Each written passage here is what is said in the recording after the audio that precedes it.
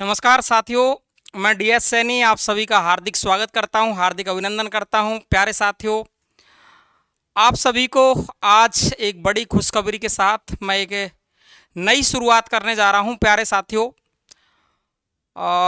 उसका नाम है आपका, मैं आपको पहले लिख देता हूं ताकि उसके बाद में मैं आपसे बात करूंगा। इसके बारे में चर्चा करने वाला हूं आपसे शानदार तरीके से। बहुत ही आपको खुशी मिलेगी इस तरीके से जब आप पढ़ेंगे। तो आज अपन जो शुरुआत करने वाले हैं साथियों, वो करने वाले हैं काव्य शास्त्र की। ये काव्य शास्त्र की बात करने वाले हैं साथियों अपन। और ये जो काव्य शास्त्र है साथियों, आपको मैं 1 मिनट बात करूंगा और फिर मैं आपको पढ़ाना चालू कर दूंगा। बिना वक्त खराब किए हुए अपन पढ़ने वाले हैं। देखिए साथियों, ये जो मैंने काव्य शास्त्र लिखा है, ये कहाँ कहाँ आता है, कहाँ कहाँ आपके लिए उपयोगी है। बहुत ही शानदार टॉपिक है और इससे लोग डरे हुए होते हैं। स्टूडेंट, विद्यार्थियों को, मैं भी विद्यार्थी जीवन में हूँ, आप भी विद्यार्थी जीवन में हो, है ना। और विद्या को ग्रहण करता है वो हमेशा ही विद्यार्थी जीवन में जीता है साथियों। ये कोई कुछ भी नहीं है, आप अपने हिसाब से जी सकते हैं, अपने अंदाज में जी सकते हैं साथियों। काव्य शास्त्र आपका ग्रेड सेकंड से लेकर के grade second, grade first RPSC की भर्तियां, इसके अलावा आपका कहीं का भी टीजीटी, पीजीटी, आपका एनबीएस, केबीएस, इसके अलावा आपका एमपी की भर्तियों में, आपके यूपी की भर्तियों में, नेट में, सेट में, यानी इन सभी भर्ती परीक्षाओं में काव्य शास्त्र आता है। और सभी छात्रों को ये थोड़ी सी कि दिक्कत सी महसूस होती है, काव्य शास्त्र को कैसे पढ़े, इसकी सदियों को कैसे याद करें, प्रमुख आचार्य है जो संस्कृत के आचार्य है या हिंदी के आचार्यों ने कौन कौन सी परिभाषाएं दे दी हैं, इसको याद करने में बहुत सारी दिक्कतें छात्र के सामने आती है। उनकी सदियां याद नहीं होती, उनकी रचनाएं याद नहीं होती, उन्होंने जो ग्रंथ लिखे हैं हिंदी या संस्कृत के आचार्य है उनकी। और काव्य शास्त्र में हमसे ये सारी बातें पूछी जाती है और सभी लोगों को डर लगता है। तो मैं आज पहले मैंने इसकी क्लास की शुरुआत कर दी थी, लेकिन कुछ टेक्निकल प्रॉब्लम हो गई थी। इस चैनल पर धीरे धीरे मैं आपको संपूर्ण काव्य शास्त्र, संपूर्ण भारतीय इतिहास, आपका जो भारतीय काव्य शास्त्र है, पाश्चात्य काव्य शास्त्र, दोनों काव्य शास्त्र आपको पढ़ाने वाला हूं पूरा कंप्लीट इसी तरीके से। जैसे आपका एक वीडियो प्रभावी रहेगा, उसी प्रकार से सारे वीडियो आपके प्रभावी रहेंगे। हर वीडियो में आपको नई चीज, एक प्रश्न आपको वहां से परीक्षा में मिलेगा निश्चित रूप से। केवल हम शॉर्ट पढ़ेंगे, अच्छा पढ़ेंगे। आप हिंदी साहित्य के इतिहास की बात करेंगे तो एक वीडियो आपको हिंदी साहित्य के इतिहास का भी डेली मैं देने की कोशिश करूंगा साथियों। बिना सोचे समझे हम काव्य शास्त्र पर आ जाते हैं, बात नहीं करेंगे, पढ़ना चालू कर देते हैं। देखिए साथियों, काव्य शास्त्र किसको कहते हैं, पहले इसके बारे में 2 मिनट सुनेंगे, उसके बाद में मैं काव्य शास्त्र को लिखना प्रारंभ कर दूंगा। काव्य शास्त्र है, इसकी शुरुआत वेदों के समय से ही हुई है। सबसे पहले वैदिक संस्कृत में वेदों को लिखा गया ब्रह्मा जी द्वारा, तब से ही काव्य शास्त्र की शुरुआत हो गई थी। लेकिन इस वक्त काव्य शास्त्र का जो उल्लेख मिलता है वो भरत मुनि के नाट्य शास्त्र में मिलता है। और भरत मुनि के नाट्य शास्त्र में केवल इसका उल्लेख है, इसके प्रयोग करता है वो 6ठी सदी के आचार्य भामे हैं, जिन्होंने अपना ग्रंथ, आपका काव्य अलंकार जो अपना ग्रंथ लिखा है, उसमें इसका प्रयोग किया है काव्य शास्त्र का। इसलिए काव्य शास्त्र, अलंकार शास्त्र, सौंदर्य शास्त्र के प्रवर्तक जो माने जाते हैं आचार्य भामे माने जाते हैं।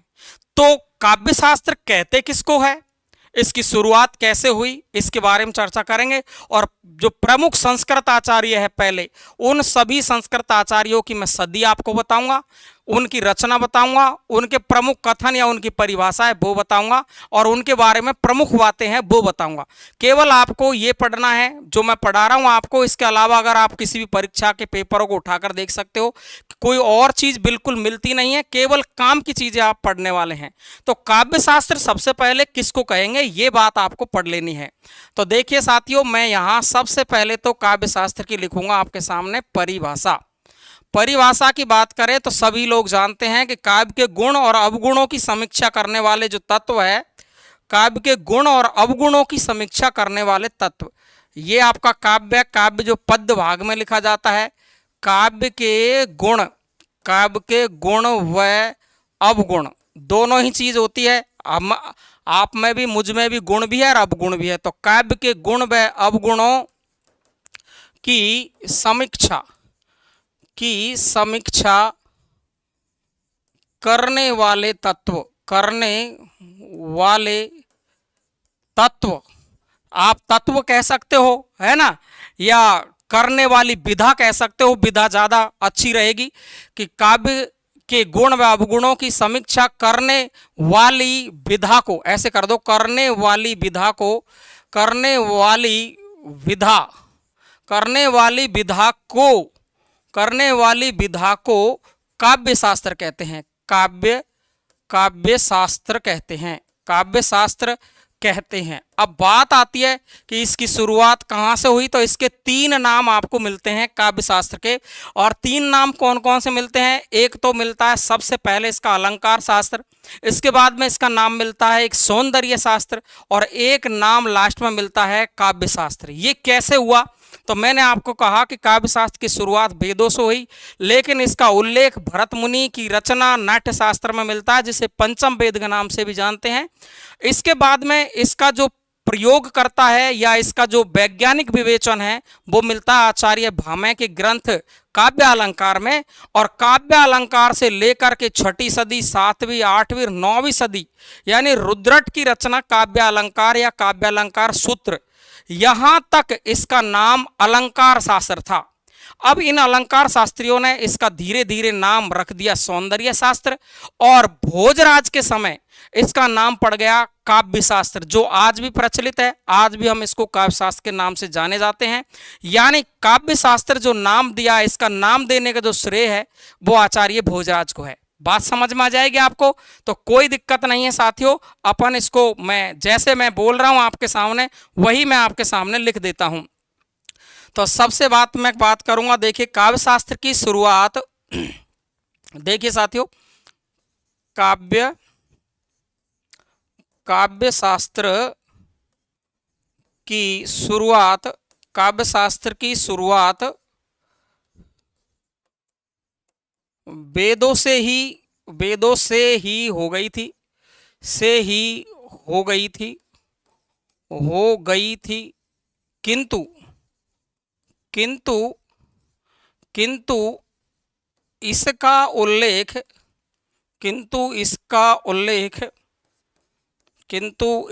उल्लेख, भरत मुनि, आचार्य भरत मुनि के ग्रंथ कौन सा है, वो नाट्य शास्त्र। इसके बारे में पूरी चर्चा करेंगे अपन अभी लास्ट में। नाट्य शास्त्र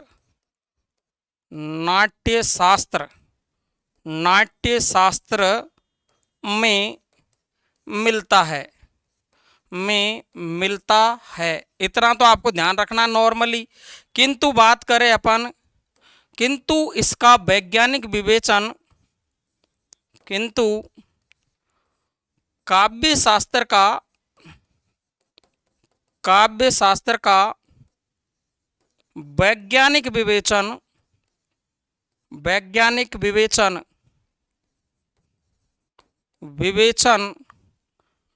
या प्रयोग आचार्य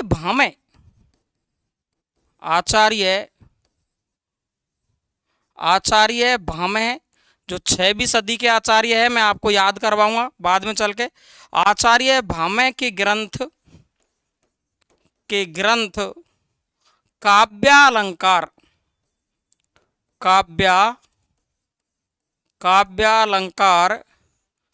काव्यालंकार में मिलता है।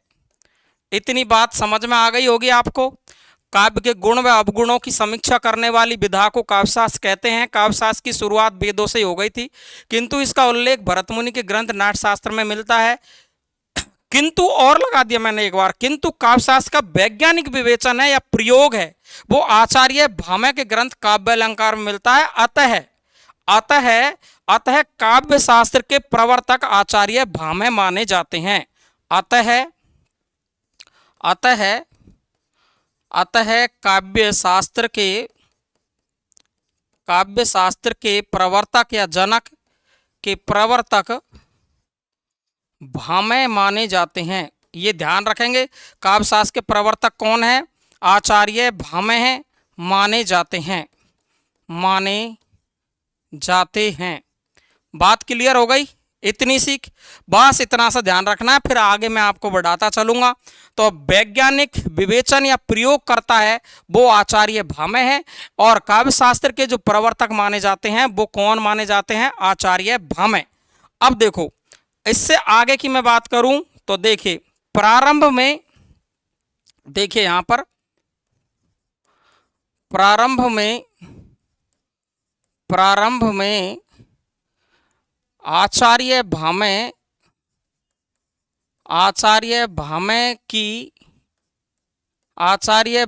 की रचना काव्यालंकार से लेकर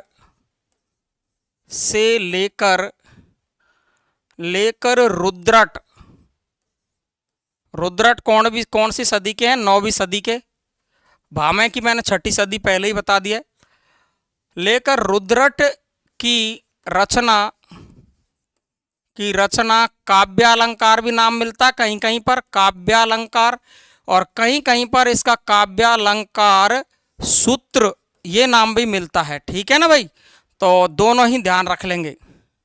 तो प्रारंभ में आचार्य भामह की रचना काव्यालंकार से लेकर रुद्रट की रचना काव्यालंकार सूत्र तक इसका नाम क्या था? तो इसका नाम अलंकार शास्त्र था।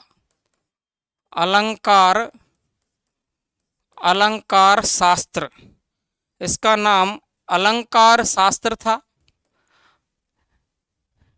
इन अलंकार शास्त्रियों ने ही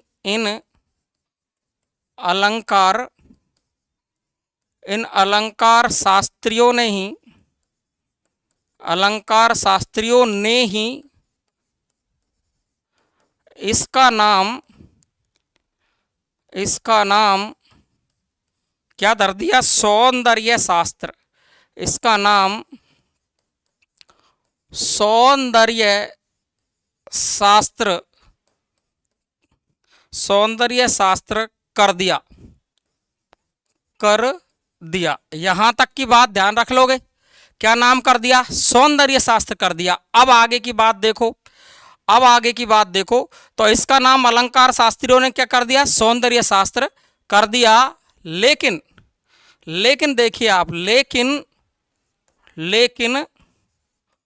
लेकिन आचार्य भोजराज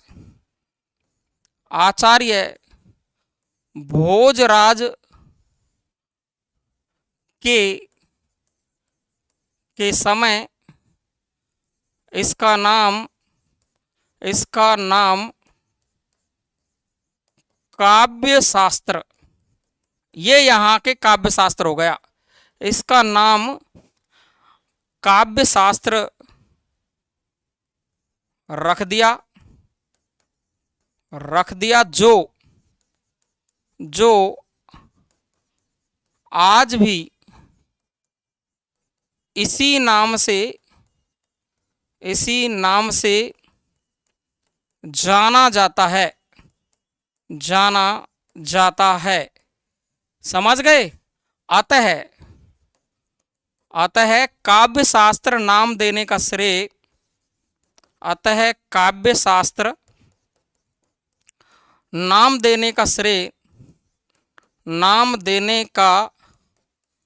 श्रेय आचार्य भोजराज को जाता है। आचार्य भोजराज या राजा भोज का, ये बात एक ही है ना भाई? भोजराज को जाता है। क्या बात समझ में आ गई? यहां तक की मेरी कंप्लीट एक एक बात मैंने आपको यहां पर क्लियर कर दिया है। कुछ भी चीज यहां पर मैंने कोई भी चीज छोड़ने की कोशिश बिल्कुल भी नहीं की है किसी भी कंडीशन में। और भोजराज ने इसका नाम क्या दे दिया है? काव्य शास्त्र नाम दे दिया है। यहाँ तक की बात क्लियर है? मैं एक बार फिर से बोल देता हूँ। काव्य के गुण व अवगुणों की समीक्षा करने वाली विधा को काव्य शास्त्र कहेंगे, और काव्य शास्त्र को सबसे पहले अलंकार शास्त्र कहते थे। आचार्य भामे से लेकर के रुद्रट तक फिर इसको इन अलंकार शास्त्रियों ने नाम सौंदर्य शास्त्र दिया, फिर इनका नाम राजा भोज या भोजराज के समय काव्य शास्त्र पड़ गया, और काव्य शास्त्र को आज भी हम काव्य शास्त्री कहते हैं। इस नाम देने का जो श्रेय है वो किसको है? भोजराज को है। क्लियर है ये बात? और काव्य शास्त्र के जो प्रवर्तक है वो कौन है? आचार्य भामे, जो 6ठी सदी के आचार्य है। इसमें ही काव्य शास्त्र का प्रमुख रूप से प्रयोग किया गया और वैज्ञानिक विवेचन इसी में मिलता है। क्लियर है सभी को? कोई दिक्कत है तो आप यहां पर आप हेडिंग डाल लेंगे, प्रमुख आचार्य। प्रमुख आचार्य जिन्होंने काव्य शास्त्र का परिचय दिया है या आपको काव्य शास्त्र के बारे में परिभाषाएं दी है, वो सारी बात अपन एक एक करके पढ़ने वाले हैं। सबसे पहली बात आती है आपके प्रमुख आचार्य में कौन सा अपन आचार्य पढ़ने वाले हैं, इसके बारे में सबसे पहले देखेंगे अपन नंबर 1 पर। ऐसे अपन क्रम वाइज पढ़ते चलेंगे। इसके नंबर 1 पर अपन पढ़ेंगे सबसे पहले आचार्य भरत मुनि को। यहीं से अपन की शुरुआत होती है, भरत मुनि से। आचार्य सबसे पहले कौन सा पढ़ेंगे अपन? भरत मुनि पढ़ेंगे। आचार्य जो भरत मुनि है इसके बारे में आपको कई सारी बातें ध्यान रखनी चाहिए कि एक तो इसके समय के बारे में बात की जाती है, तो आपको ध्यान रखना है ईसा पूर्व। ईसा पूर्व आपको ध्यान रखना है दूसरी सदी। कौन सी सदी है? दूसरी सदी आपको ध्यान रखनी है। इसका समय कभी कभी पूछ लिया जाता है, वैसे ना के बराबर पूछा जाता है, लेकिन फिर भी अपन को ध्यान रखनी है। तो इनकी जो सदी है वो कौन सी है? दूसरी सदी है। अच्छा, बात करते हैं कि इनका ग्रंथ कौन सा है, तो यहीं से अपन एक एक चीज को क्लियर करते चलेंगे। सबसे पहले बात करें कि आचार्य जो भरत मुनि का ग्रंथ है वो ग्रंथ का नाम क्या है, तो देखिए ग्रंथ का नाम आपका इसका है, आचार्य भरत मुनि के ग्रंथ का नाम है नाट्य शास्त्र। क्या है? नाट्य शास्त्र है।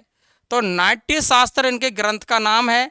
अब नाट्य शास्त्र में क्या प्रमुख बातें हैं, इसे एक बात ध्यान रखेंगे, पंचम वेद के नाम से जानते हैं। पंचम वेद, पंचम वेद के नाम से जानते हैं किसको? नाट्य शास्त्र को। क्लियर है? इसमें करीबन लगभग 6000, कितने? लगभग 6000 श्लोक है। लगभग की बात की, आगे पीछे हो सकती है। और यदि मैं अध्याय की बात करूं तो 36 अध्याय इसमें दिए गए हैं। किसमें? नाट्य शास्त्र में। बात समझ में आ गई क्या? पंचम वेद के नाम से जानते हैं। करीबन 6000 श्लोक, लगभग 6000 श्लोक इसमें मिलते हैं। 36 अध्याय इसमें मिलते हैं। अब इसमें प्रमुख बात क्या है? ये 36 अध्यायों में से 2 अध्याय इसके बड़े प्रमुख है। 2 कौन से हैं? एक तो 6ठा अध्याय और इसके अलावा एक आपका 17वां अध्याय। अब ये प्रमुख क्यों है सर? ये प्रमुख इसलिए है कि 6ठे अध्याय में इन्होंने एक रस सूत्र दिया है, तत्र विभाव अनुभाव संयोगाद रस निष्पत्ति। तो ये कौन से अध्याय में दिया है, ये सवाल आपको सीधा ही पूछता है।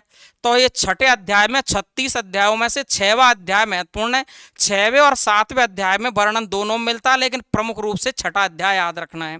दूसरा साहब 17वां अध्याय क्यों प्रमुख है? तो 17वां अध्याय प्रमुख इसलिए है कि 17वें अध्याय में इन्होंने केवल 4 अलंकार ही माने हैं, रूपक, दीपक, यमक, है ना, और उपमा।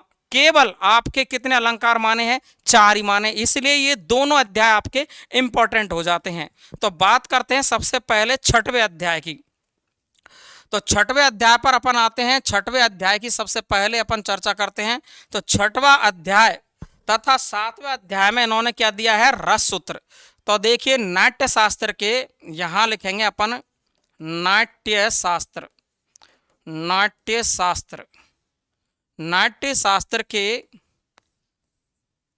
6वें अध्याय में, 6वें अध्याय में रस सूत्र दिया है।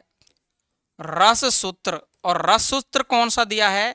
तो रस सूत्र दिया है, तो वो रस सूत्र शायद सभी जानते हैं आप कौन सा है, सभी को आता है, सभी को याद है। तत्र विभाव अनुभाग संयोगाद रस निष्पत्ति। देखो तत्र वि भा वा नु भाव, ऐसे याद रखेंगे। तत्र विभाव अनुभाव संयोगाद्रस दस निष्पत्ति, निष्पत्ति। ये लो साहब, ये इतना बड़ा जो सूत्र दिया है इन्होंने, ये कहाँ लिखा हुआ है? नाट्य शास्त्र के 6ठे अध्याय में है। कहाँ लिखा हुआ है? नाट्य शास्त्र के 6ठे अध्याय में लिखा हुआ है। ये लिख दिया मैंने, नाट्य शास्त्र। और नाट्य शास्त्र का अध्याय कौन सा है राजाओं? तो कौन सा है? 6वां अध्याय है। इसी में ये लिखा हुआ है। कौन सा सूत्र? तत्र विभाव अनुभाग संयोगात रस निष्पत्ति। कई बार सवाल यहाँ से पूछा गया है।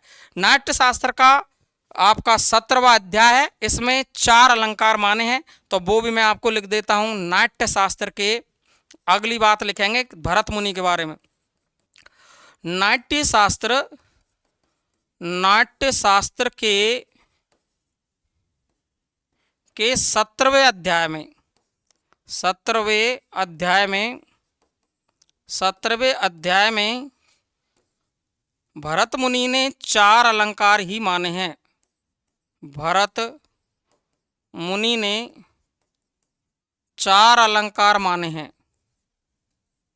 4 अलंकार ही माने हैं। अलंकारों की संख्या कितनी मानी है?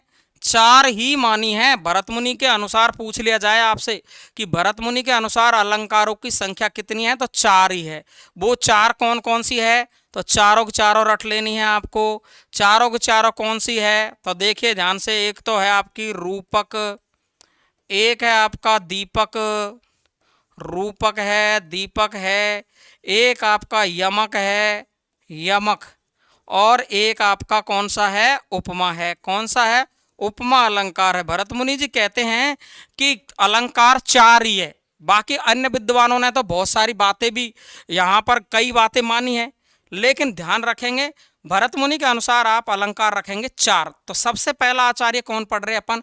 भरत मुनि। ईसा पूर्व 2री सदी है। ग्रंथ नाट्य शास्त्र है, पंचम वेद नाम से जानते हैं। लगभग 6000 श्लोक है, 36 अध्याय है ना। नाट्य शास्त्र के 6वें अध्याय में रस सूत्र दिया है। इसको आप अंडरलाइन करके अच्छे तरीके से याद करेंगे। तत्र विभाव अनुभाव संयोगात रस निष्पत्ति नाट्य शास्त्र के 6ठे अध्याय में है। और नाट्य शास्त्र के 17वें अध्याय में इन्होंने 4 अलंकार ही माने हैं, रूपक, दीपक, यमक और उपमा। क्लियर है बात? अब देखो, इससे आगे की मैं बात करूं तो देखो, नाट्य शास्त्र पर टीका लिखी है एक विद्वान ने, जो इनकी रचना है वो नाट्य शास्त्र पर टीका। तो आप देखेंगे नाट्य शास्त्र की टीका। टीका का मतलब अनुवाद। तो आपको देखना है नाट्य शास्त्र की टीका। किसने लिखी है साहब नाट्य शास्त्र की टीका? तो नाट्य शास्त्र की टीका किसने लिखी है? आपको ध्यान रख लेना है, अभिनव गुप्त ने। अभिनव गुप्त द्वारा। किस नाम से लिखी है अभिनव गुप्त ने? तो अभिनव भारती। क्या नाम से लिखी है? आपको ध्यान रखना है, अभिनव भारती। अभिनव भारती, इस नाम से ये टीका लिखी है। किसने लिखी है? ये अभिनव भारती नाम से टीका लिखी है अभिनव गुप्त ने। किस पर लिखी है? नाट्य शास्त्र। यानी नाट्य शास्त्र का अनुवाद है वो क्या है? अभिनव भारती है। समझ में आ जाएगी बात? बिल्कुल कोई गलती नहीं करे, सवाल यहां से आ सकता सीधा सीधा। अभिनव भारती क्या है आपका? अभिनव भारती है। अब देखो, एक बात आती है आपकी भरत मुनि के बारे में कि इन्होंने रसों की संख्या कितनी मानी है? तो भरत मुनि ने मानी है 8 रस, अन्य विद्वानों ने माने 9 रस, लेकिन वर्तमान में रसों की संख्या है 11। तो देखो, आचार्य भरत मुनि ने रसों की संख्या, तो आप लिखोगे आचार्य भरत मुनि ने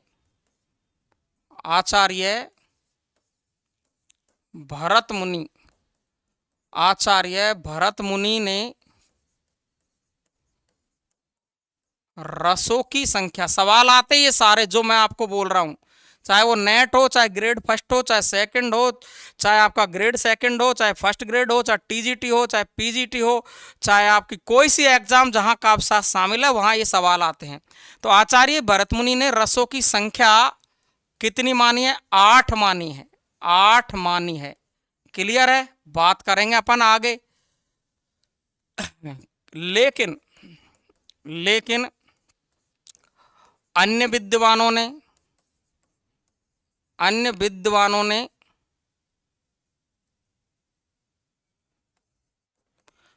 अन्य विद्वानों ने रसों की संख्या 9 मानी है। अब तुम कहोगे हमको उत्तर क्या करना है सर, ये बताओ आप। तो वो भी बात बताएंगे अपन। इसके बाद देखेंगे वर्तमान में रसों की संख्या वर्तमान में रसों की संख्या है वो 11 है। कितनी है? 11 है। 11 रस है इस टाइम पर। ठीक है, अब आप सवालों को क्लियर कर ले। आपसे सवाल पूछे कि भरत मुनि ने रसों की संख्या कितनी मानी है, तो आपको उत्तर 8 ही करना है। आपसे पूछे कि रसों की संख्या कितनी है, तो उत्तर 11 ही करना है। वर्तमान नाम ले दे तो भी उत्तर 11 ही करना है।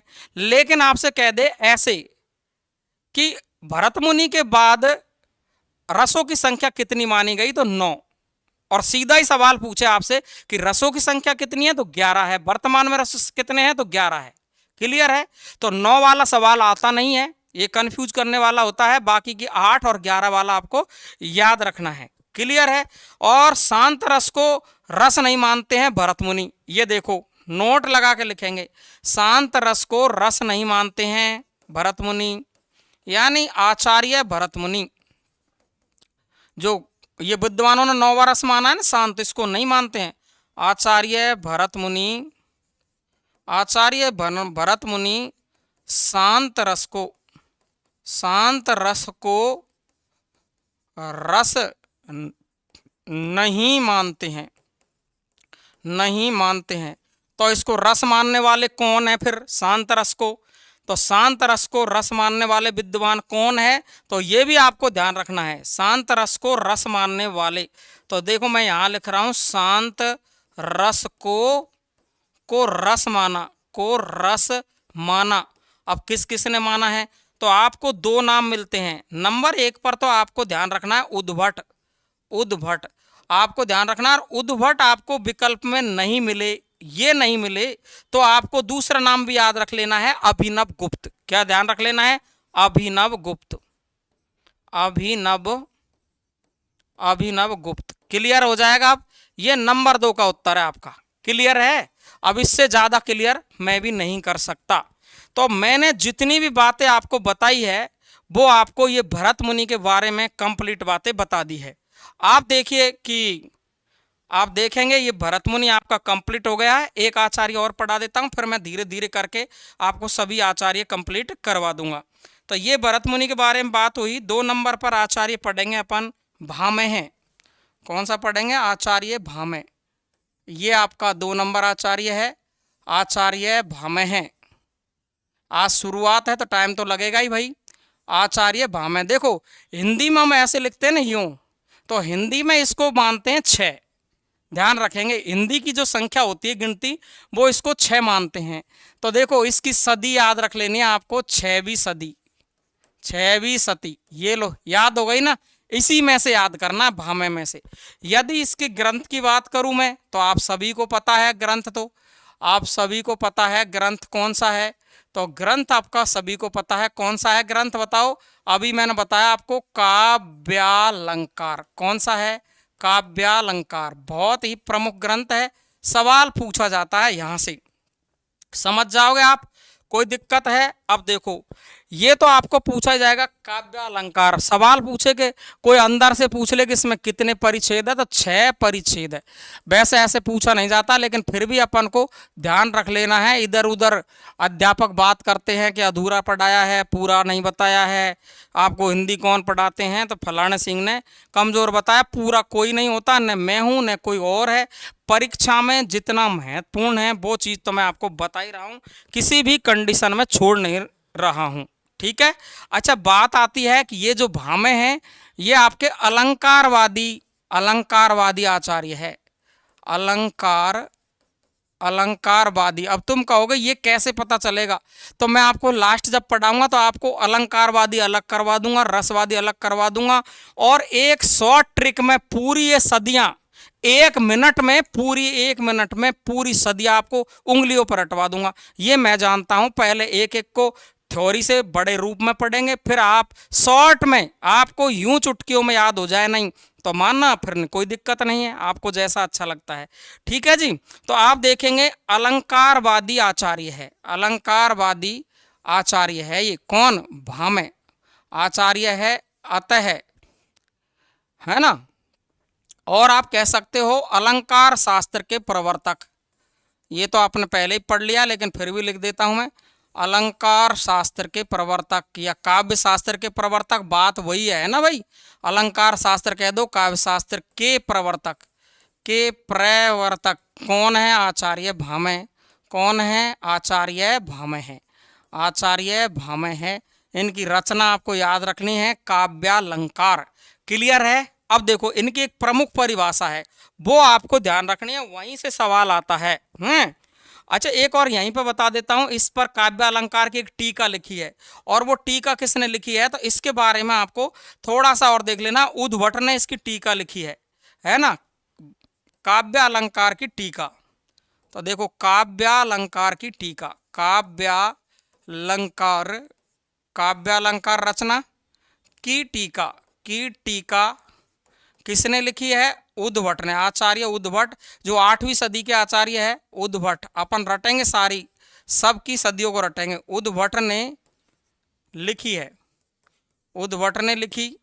किस नाम से लिखी है गुरुजी, तो नाम देखेंगे अपन, भामह विवरण। भामह विवरण किस नाम से लिखी है, भामह विवरण नाम से लिखी है। भामह विवरण नाम से क्या लिखी है, टीका लिखी है। किसकी, काव्य अलंकार की। तो आप याद रख लोगे भामह विवरण। अब इसकी जो परिभाषा है वो बहुत ज्यादा पूछी जाती है, शब्दार्थो सहितो काव्यम। ये परिभाषा तो रटनी है भाई, आपको परीक्षाओं में बहुत ज्यादा आती है भाई, एकदम बहुत ही ज्यादा आती है। देखो क्या है, शब्दार्थो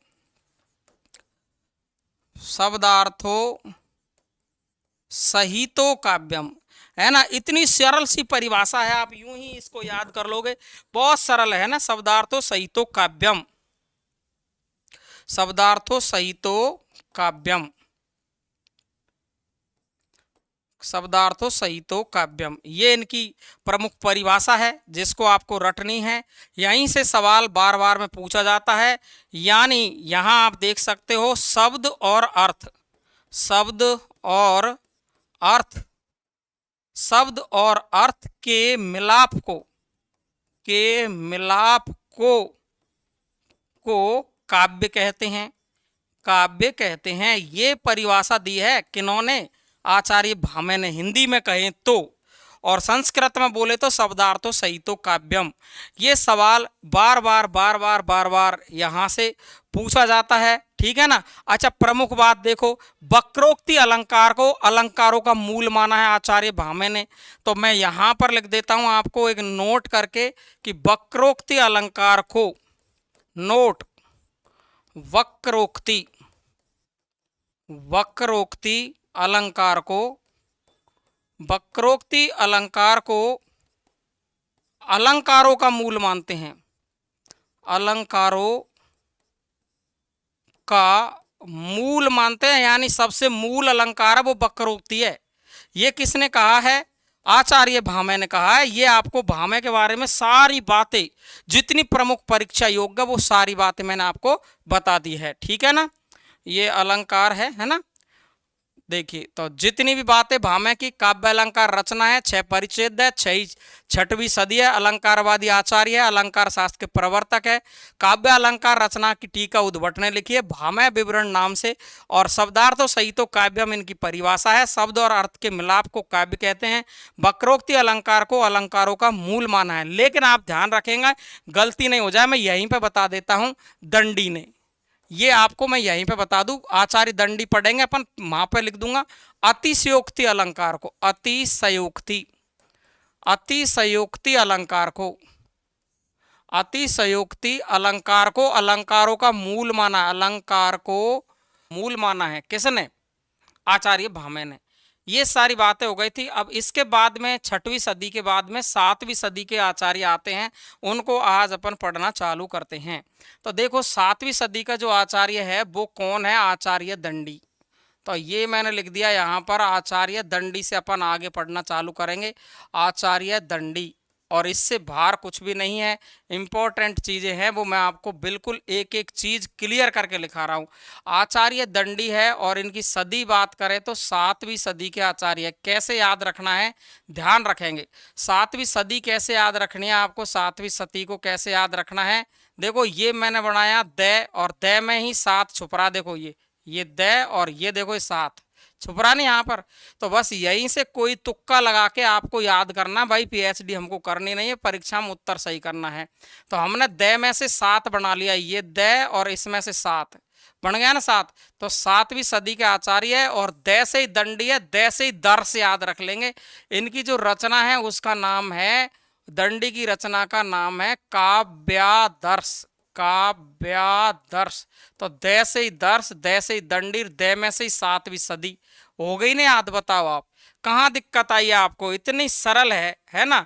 काव्यादर्श इनकी रचना है और इनकी एक ही परिभाषा, वो ही सबसे फेमस है और उसी के बारे में पूछा जाता है।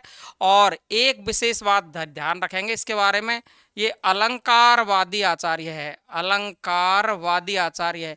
ये बहुत परेशान करते हैं इस प्रकार के सवाल। अलंकारवादी आचार्य है, अलंकारवादी आचार्य हैं। अब ये मैं आपको लास्ट में जब पढ़ाऊंगा तो एक साथ में ये लिखा दूंगा कि अलंकारवादियों की ट्रिक क्या है, तुरंत आपको याद हो जाएगा। रसवादी आचार्य कौन कौन से हैं मैं ट्रिक लिखाऊंगा आपको। राजा ने 2 नाथों को भोजन पर बुलाया और रस पिलाया, बस इतनी सी ट्रिक याद रखनी है। ये आपके रसवादी आचार्य हो जाएंगे। राजा ने 2 नाथों को, राजा से राजशेखर है ना, 2 नाथ से विश्वनाथ और आपका जगन्नाथ है, 2 नाथों को भोजन पर, भोजराज है ना, भोजन पर बुलाया और रस पिलाया, रसवादी आचार्य। बस ये सारे रसवादी आचार्य है ना। और ये अलंकारवादी आचार्य अलग से रटवा दूंगा ऐसी एक ट्रिक से। तो देखो आचार्य दंडी है 7वीं सदी और काव्यादर्श इनकी रचना है, और अलंकारवादी आचार्य है। और मूल जो इनकी परिभाषा है वो आपको याद रखनी है, वो सबसे महत्वपूर्ण है। कौन सी रचना है वो इनकी कौन सी परिभाषा है? तो काव्य शोभाकरान धर्मान अलंकारान प्रक्षते। देखो काव्य शोभाकरान, काव्य शोभाकरान,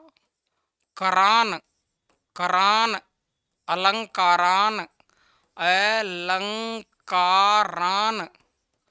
देखो काव्य शोभा करान अलंकारान, इसकी सरल सी परिभाषा आती है, करान धर्मान, काव्य शोभा करान अलंकारान धर्मान प्रक्षते।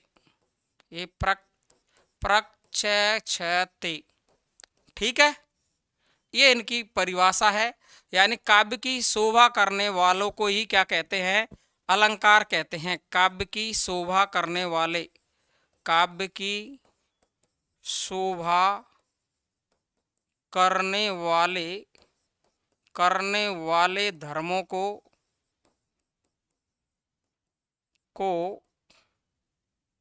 को अलंकार कहते हैं। अलंकार का मतलब काव्य ही है, अलंकार कहते हैं। ऐसी परिभाषा इन्होंने दी है जो आपको बार बार पूछी जाती है, ये बात आप ध्यान रखेंगे। कहीं कहीं पर इसका ऐसे मिलता है काव्य शोभा करान धर्मान अलंकारान प्रक्षते, है ना, कहीं कहीं पर इसका ऐसा मिलता है। कभी कभी ये आगे पीछे भी दे देते हैं, तो आप इसको ऐसे भी लिख सकते हो, जैसे मैं बताऊंगा आपको। ऐसे देखो काव्य शोभा करान धर्मान, ज़्यादातर बेहतर विद्वानों ने इसको माना धर्मान अलंकारान, अलंकारान प्रक्षते। ये ज़्यादातर जगह पर ये परिभाषा भी इसकी मिलती है। तो देखिए काव्य शोभा करान धर्मान अलंकारान प्रक्षते, काव्य की शोभा करने वाले धर्मों को अलंकार कहते हैं। ऐसा किसने कहा है? दंडी ने। बस ये 3-4 बात ध्यान रखनी साहब। ये परिभाषा कैसे याद रहेगी? तो देखो अपन ने दे से याद किया 7वीं सदी, दे से ही दर से याद किया, और दे से ही दे के पंचम वर्ण याद रख लो। देखो करान, धर्मान, अलंकारान, तैथे दे धे न, तैथे दे धे न, तैथे दे धे न। इस तरीके से अपन ने केवल दंडी से ही पूरे दंडी को याद कर लिया। कर लोगे याद, कोई दिक्कत नहीं है।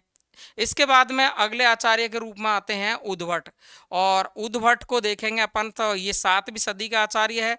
अगले आचार्य है वो अपन ने देखो पहला आचार्य पढ़ा है भरतमुनि, दूसरा भामह, तीसरा अपन ने पढ़ा है दंडी को, और चौथा अपन पढ़ रहे हैं उद्भट को, उद्भट। और इसके बारे में ज़्यादा कुछ खास याद नहीं रखना, केवल इसकी रचना और सदी याद रखनी है। तो देखो आपने इसकी सदी कैसे याद करनी है, ये आपने ऊ बनाया और ऊ में से आपने 2 जीरो बना दिया, ऐसे 8 बन गया। बस अपन को कोई न कोई तुक्का लगाना है और याद कर लेना है। तो सदी कौन सी हो गई इनकी, 8वीं सदी के आचार्य। कौन सी सदी के आचार्य है, 8वीं सदी का आचार्य है।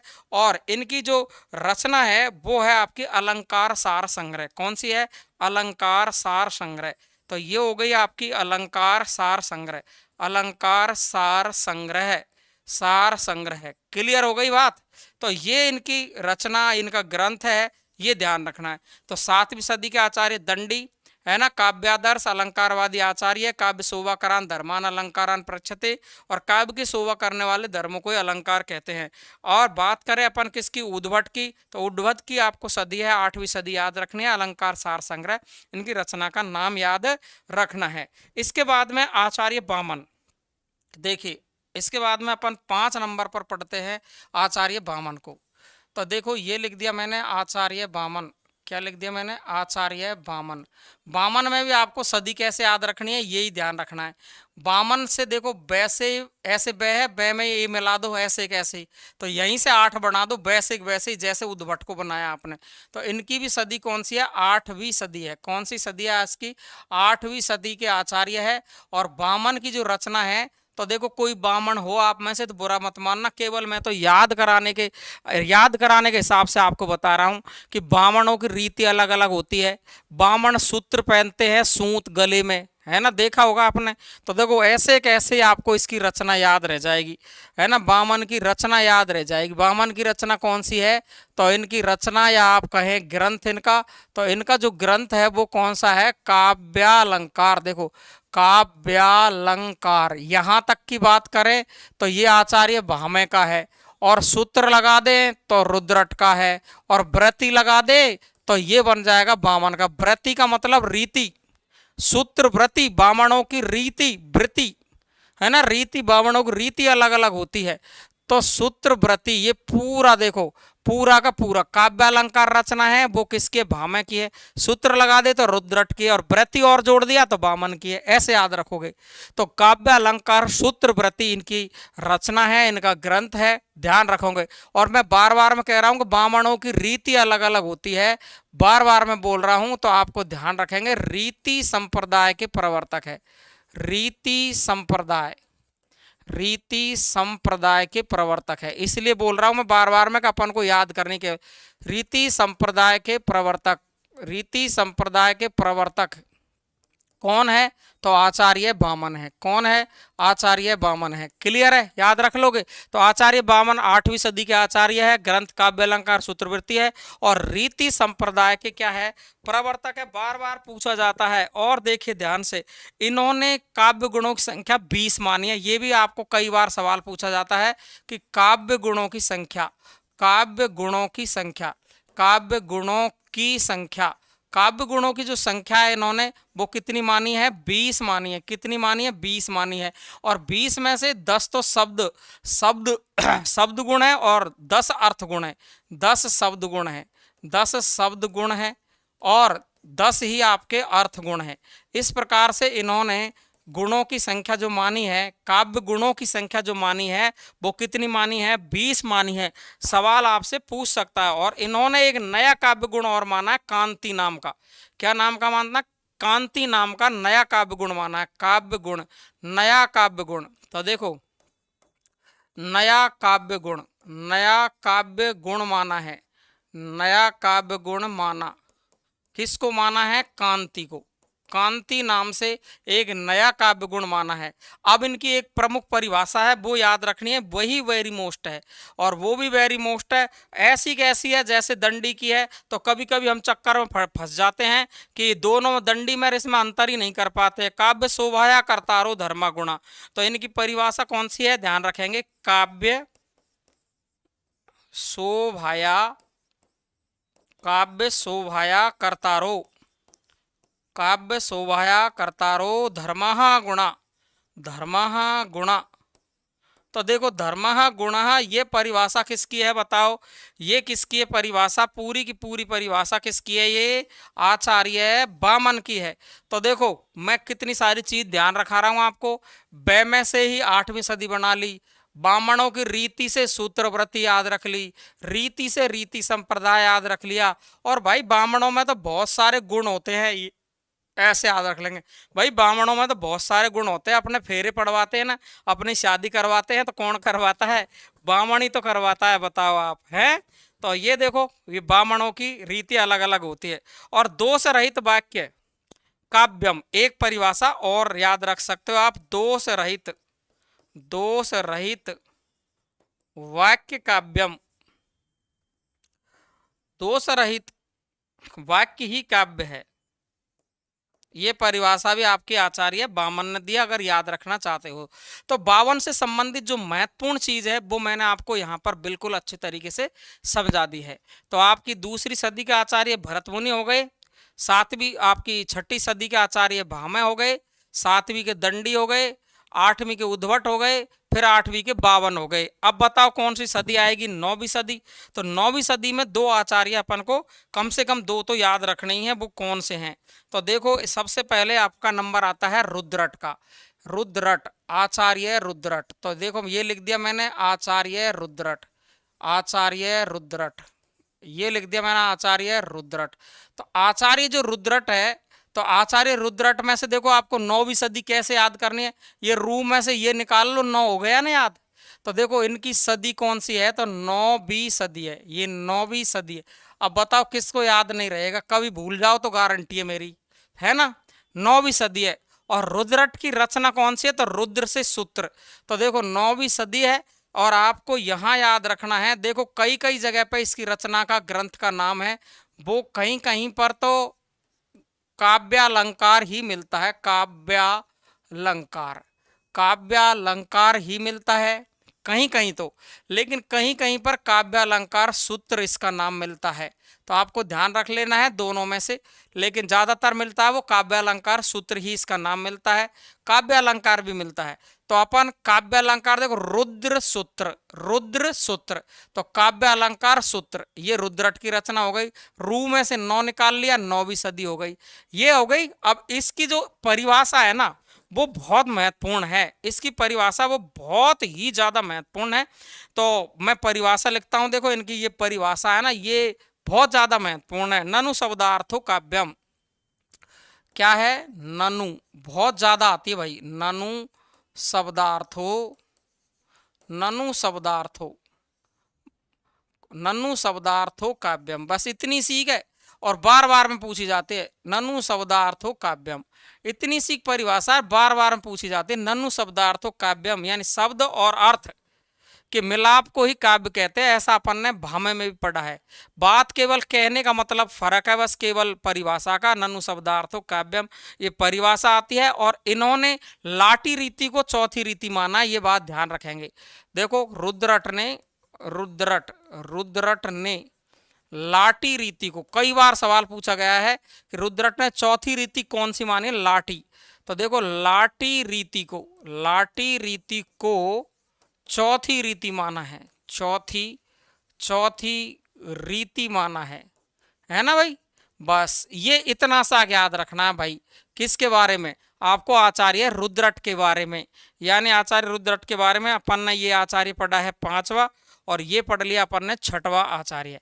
रख लोगे याद, कोई दिक्कत है, एकदम सीधा सा इसकी जो चीज है मुख्य मुख्य वो याद करनी है।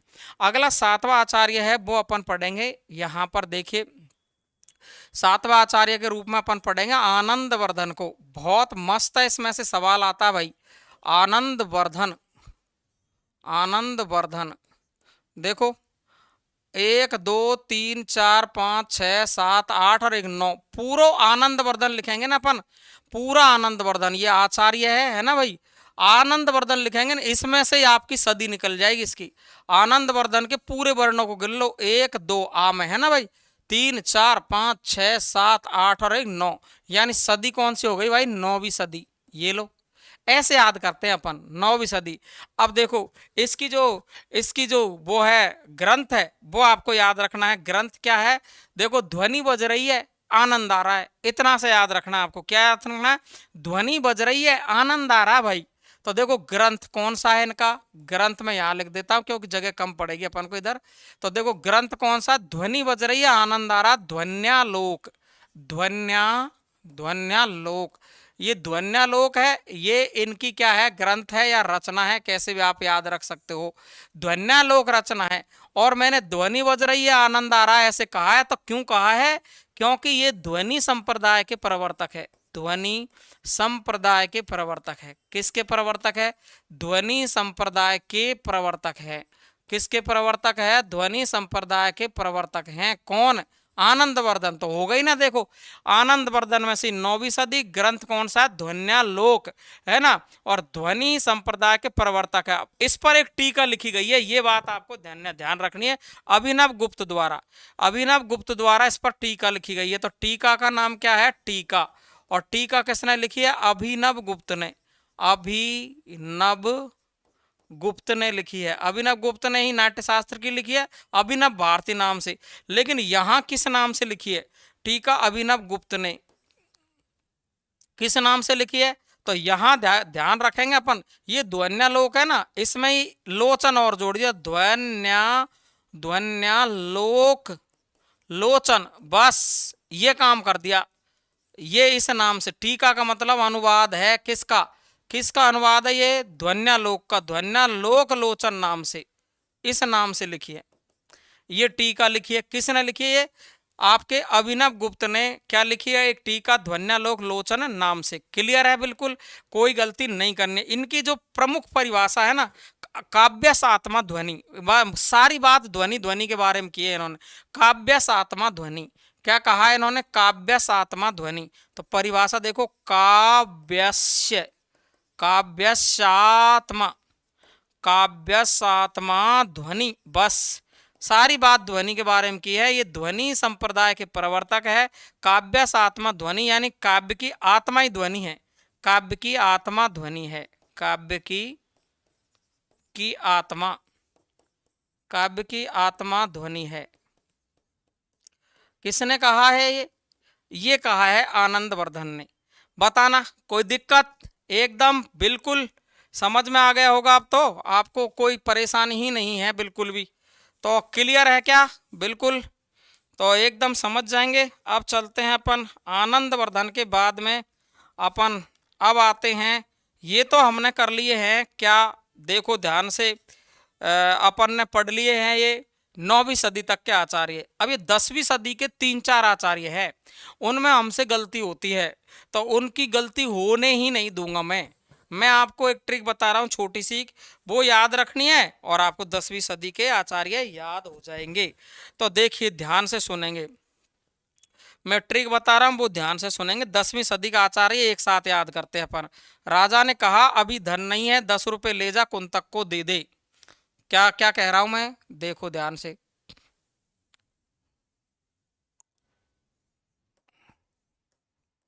राजा ने कहा, राजा ने कहा अभी अभी धन नहीं है, धन नहीं है, 10 रुपए ले जा, 10 रुपए ले जा, कुंतक को दे दे, कुंतक को दे दे। ये कुंतक मांगने आया पैसे, तो राजा ने कहा कि भाई मेरे पास धन नहीं है, 10 रुपए ले जा, और किसी ने कहा, किसी से कह दिया कि ये कुंतक को दे दे। इससे क्या समझ में आ रहा है आपको, इससे समझ में आ रहा होगा कि राजा से राजा भोज या भोजराज कह सकते हो आप, है ना, राजा राजा भोज या भोजराज, क्या कह सकते हो, राजा भोज कह सकते हो या राजा भोजराज अपन सीधा कह सकते हैं। एक बात, पहले राजशेखर लिख देता हूं, देखो ऊपर राजशेखर, इससे सही याद रहेगा, राजशेखर है ना। और एक अपन को राजा भोज, राजा भोज कह सकते हैं अपन, या भोजराज, दोनों का मतलब एक ही है ना भाई, भोजराज, भोजराज, ये दोनों का मतलब एक ही है, इन दोनों का है ना भाई, ये दोनों का मतलब एक ही है। एक बात, राजा से तो ये याद रखना, अभी से क्या याद रखना आपको, अभिनव गुप्त, ये लिख लिया मैंने, अभी और नव और गुप्त, जिन्होंने टीका लिखी है वो अभिनव गुप्त है ये, ठीक है। इसके अलावा देखो धन, तो धन से आपको याद रखना धनंजय, कौन याद रखना है, धनंजय, है ना भाई। इसके बाद में 10 से क्या याद रखना है, इस 10 का मतलब क्या है, 10 का मतलब है आपको 10वीं सदी, कौन सी है, 10वीं सदी, ठीक है भाई। इसके बाद में वही आपको याद रखना है कुंतक, तो कुंतक से कौन है, कुंतक ही है, कौन है, कुंतक। तो भाई ये तो आपको याद हो गई ना, राजा ने कहा अभी धन नहीं है, 10 रुपए ले जा, कुंतक को दे दे। तो देखो राजशेखर है वो कौन सी सदी के है, तो आपको यहां ध्यान रख लेना है कौन सी सदी के है, तो ये है आपके 10वीं सदी के, कौन सी सदी के, 10वीं के। लेकिन ये दोनों मैंने एक साथ लिखे हैं ना, ये 11वीं सदी के है, बस इतना सा ध्यान रखना है, देखो है ना भाई, 11वीं सदी के हैं। अभिनव गुप्त कौन सी सदी के हैं, वही 10वीं सदी के हैं। धनंजय कौन सी सदी के हैं, वही 10वीं सदी के हैं। कुंतक कौन सी सदी के हैं, 10वीं सदी के हैं। तो हमको याद हो गई ना सबकी सदी, राजा ने कहा अभी धन नहीं है, 10 रुपए ले जा और कुंतक को दे दे, बस ऐसे याद करना है। कोई दिक्कत है, एकदम सरल है। तो अब हमारे पास में नंबर किसका आता है, राजशेखर का, है ना भाई, 8वां नंबर किसका आता है, राजशेखर का।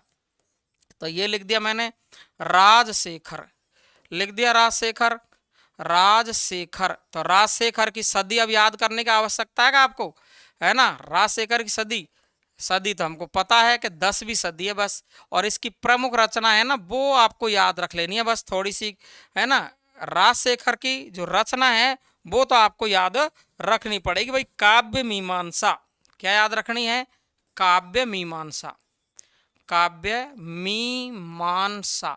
इसके बारे में ज्यादा महत्वपूर्ण बातें नहीं है, केवल आपको इतना ध्यान रखना है कि इनके ग्रंथ का नाम क्या है, काव्य मीमांसा, बस इतना सा। इसके बाद में आप देखेंगे 9वें आचार्य के रूप में, 9वें आचार्य के रूप में, तो 9वां आचार्य ऐसा कोई क्रम नहीं है, ये तो मैं आपको क्रम से याद करा रहा हूँ। 9वां आचार्य कौन है, तो देखो अभी से क्या, आप सीधा सीधा ध्यान रख लो, अभिनव गुप्त। तो आप देखो, ये देखो अभिनव गुप्त, अभी आचार्य अभिनव गुप्त, मैंने आचार्य नहीं लगाया भाई, यहाँ भी आचार्य है ना, आचार्य अभिनव गुप्त, ये संस्कृत के आचार्य है भाई, आचार्य अभिनव गुप्त, अभिनव और गुप्त। अब आपको पता है सदी तो आपको याद हो ही गई, सदी तो आपको याद हो ही गई, कौन सी वाली बताओ, कौन सी सदी है, तो ये हो गई आपकी 10वीं सदी, 10वीं सदी। अब इसकी बात करेंगे रचनाओं की, तो इसकी रचना खुद की नहीं है, इसने 2 टीका लिखी है। वो टीका किस पर लिखी है, तो टीका तो आपको सभी को पता है, 2 टीका लिखी है इन्होंने, एक तो नाट्य शास्त्र पर लिखी है, और एक आपने वो क्या है, ध्वन्यालोक पर लिखी है। तो नाट्य शास्त्र पर लिखी, उसका नाम क्या है, अभिनव भारती, अभिनव, अभिनव भारती। एक रचना तो इनकी ये हो गई जो इन्होंने की खुद की नहीं है, टीका है। और एक है इनकी ध्वन्यालोक लोचन, ध्वन्यालोक, ध्वन्यालोक लोचन, कौन सी है, ध्वन्यालोक लोचन। ये आपकी 2 रचना, ये लो, ये तुम्हारा अभिनव गुप्त याद हो गया। बताओ कोई दिक्कत आ रही है आपको, एकदम सरल है। तो आपको और पढ़ा देता हूं, 1 2 समझ में आ जाएगी, कोई दिक्कत है, एकदम सीधी है यार, कोई दिक्कत ही नहीं है ना भाई। तो अपन ने 10वीं सदी तक के आचार्य यहाँ पर कंप्लीट कर लिए, एक आपका धनंजय और एक आपका कुंतक और बच रहा है, ये दोनों को अपन और कर लेते हैं पूरा। तो 9वां आचार्य आपने पढ़ लिया है, 10वीं सदी तक पढ़ लेते हैं, बाकी के आचार्य अगली क्लास में देख लेंगे अपन।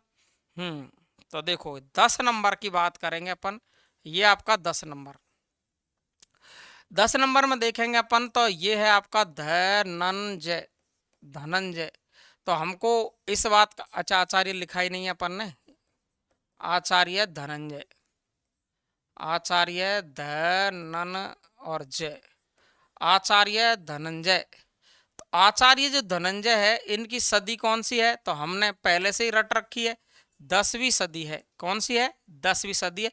और इनकी रचना का नाम, आपको ग्रंथ का नाम ध्यान रखना है, 10वीं सदी से 10 रूपक। कौन सी है, 10 रूपक, 10 रूपक।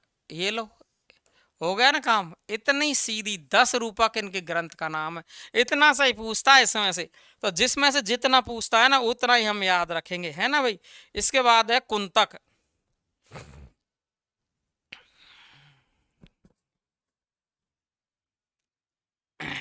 कुंतक कौन है आपके, कुंतक। तो देखिए ये 11वें नंबर के आचार्य लिख दिए मैंने, आचार्य कुंतक, आचार्य, आचार्य कुंतक। हो गए आचार्य कुंतक। तो आचार्य कुंतक कौन सी सदी के आचार्य है, तो हमने अभी देखा है कि 10वीं सदी के हैं, 10वीं सदी के, है ना भाई। इसके बाद में इनके ग्रंथ का नाम क्या है, तो ग्रंथ देख लीजिए आप, यहां बता देता हूं मैं आपको ग्रंथ। तो देखो ग्रंथ है वो कौन सा है इनका, आचार्य कुंतक का वक्रोक्ति जीवितम। क्या नाम है, वक्रोक्ति जीवितम, वक्रोक्ति, वक्रोक्ति जीवितम। क्या है, वक्रोक्ति जीवितम इनके ग्रंथ का नाम है, ये ध्यान रखेंगे। वह सिंगल इन्वर्टेड कॉमा में आता है ये इकहरे में, लेकिन मैंने डबल लगा दिया है गलती से, आपको मैं मिटाई देता हूं, सिंगल ही होता है ना भाई। तो वक्रोक्ति जीवितम इनकी रचना का नाम है, और वक्रोक्ति जीवितम से ही याद रखोगे वक्रोक्ति संप्रदाय के प्रवर्तक, वक्रोक्ति, वक्रोक्ति संप्रदाय के प्रवर्तक, वक्रोक्ति संप्रदाय के प्रवर्तक। कर लोगे, है ना। एकदम सरल है, एकदम सरल है। अब घबरा जाते कैसे याद करे, हो गए नहीं, हो चुटकियों में ही। मजे आते हैं पढ़ने में, जब हम क्रम वाइज किसी चीज को पढ़ते हैं, व्यवस्थित करके पढ़ते हैं, तो बहुत आनंद आता है, बहुत आनंद आता है ना भाई। आ रहा होगा आपको आनंद। अब इनकी एक परिभाषा है, वैसे आप याद रखो तो रख लो, नहीं तो कभी कभी क्या है पूछ ही लेता है, बड़ी परिभाषा है, शब्दार्थो सहितो वक्र व्यापार शालिनी। लिख ही देता हूं, चलो लो, तुम भी क्या याद रखोगे।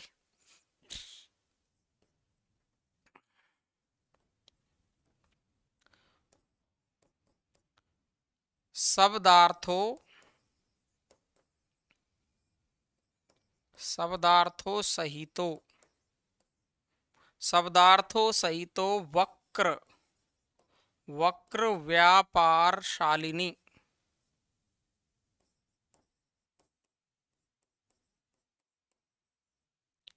वंदे व्यवस्थितौ, शब्दार्थो सहितो वक्र व्यापार शालिनी वंदे व्यवस्थितौ,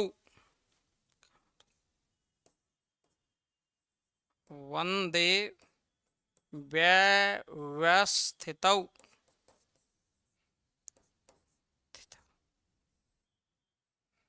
वंदे व्यवस्थितौ। और काव्यम तद विहलादकारिणी,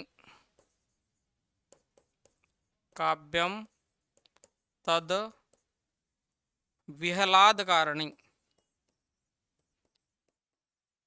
विहलादकारिणी। ये देखो इतनी बड़ी परिभाषा है इसकी, तो कोई ज्यादा टेंशन में नहीं है इसको याद करके। तो आपको इतना सा कि ध्यान रखना है, शब्दार्थ सही तो उसमें भी आ रहा है, वहां पर वक्र व्यापार शालिनी से समझ जाओगे कि ये वक्रोक्ति संप्रदाय के प्रवर्तक है कौन, आचार्य कुंतक। क्लियर है। तो ये हो गए अपन के, कौन हो गए हैं, कुंतक 10वीं सदी तक के आचार्य कंप्लीट हो गए हैं। अब अपन के 11वीं सदी के आचार्य है, उसके बारे में अपन को 11वीं सदी को और पूरा कर देते हैं, फिर 12वीं ही रहेगी, है ना भाई। तो ये आपके एक और ले लेते हैं अपन 11वीं सदी के आचार्य। तो देखिए अपन ने 11वां पढ़ लिया ना, ये 12वां पढ़ेंगे अपन। तो आपने क्या पढ़ा अभी, राजा भोज या भोजराज, आचार्य राजा भोज, आचार्य भोजराज कह दें या अपन क्या कह दें, राजा भोज। और ये है आपके भोजराज 11वीं सदी के, 11वीं सदी याद की थी अपन ने अभी। अच्छा, बात करें इनके ग्रंथ की, तो ग्रंथ की कौन सा है, ग्रंथ इनका बहुत महत्वपूर्ण है भाई। कई बार इसका ग्रंथ पूछा गया है, सरस्वती कंठावरण। क्या है, सरस्वती कंठावरण। ये आपको याद रखना है ना भाई। सरस्वती कंठावरण, सरस्वती कंठावरण, है ना। ये अपन को याद रख लेना है इनका ग्रंथ। बस इतना सा ही पूछा जाता है आचार्य भोज में से। इसके बाद में 11वीं सदी में एक आचार्य आते हैं क्षेमेंद्र। कौन आते हैं, क्षेमेंद्र। देखो 13वें नंबर पर क्षेमेंद्र, आचार्य, आचार्य क्षेमेंद्र, आचार्य क्षेमेंद्र आते हैं। तो ये क्षेमेंद्र भी कौन सी सदी के, 11वीं सदी के। वेरी मोस्ट है, यहाँ से भी सवाल कई बार पूछा गया है। 11वीं सदी के क्षेमेंद्र। और क्षेमेंद्र की जो रचना है वो आपकी औचित्य विचार चर्चा है। कौन सी है, औचित्य विचार चर्चा, औचित्य विचार चर्चा, औचित्य विचार चर्चा। तो ये इनकी कौन सी है रचना, औचित्य विचार चर्चा क्षेमेंद्र की है। और क्षेमेंद्र को औचित्य संप्रदाय का क्या कहा जाता है, प्रवर्तक। बस इतना सा ही ध्यान रखेंगे, औचित्य संप्रदाय का प्रवर्तक, औचित्य संप्रदाय का प्रवर्तक, प्रवर्तक। तो देखिए साथियों, मैंने आपको 11वीं सदी तक के पूरे आचार्य कंप्लीट पढ़ा दिए हैं।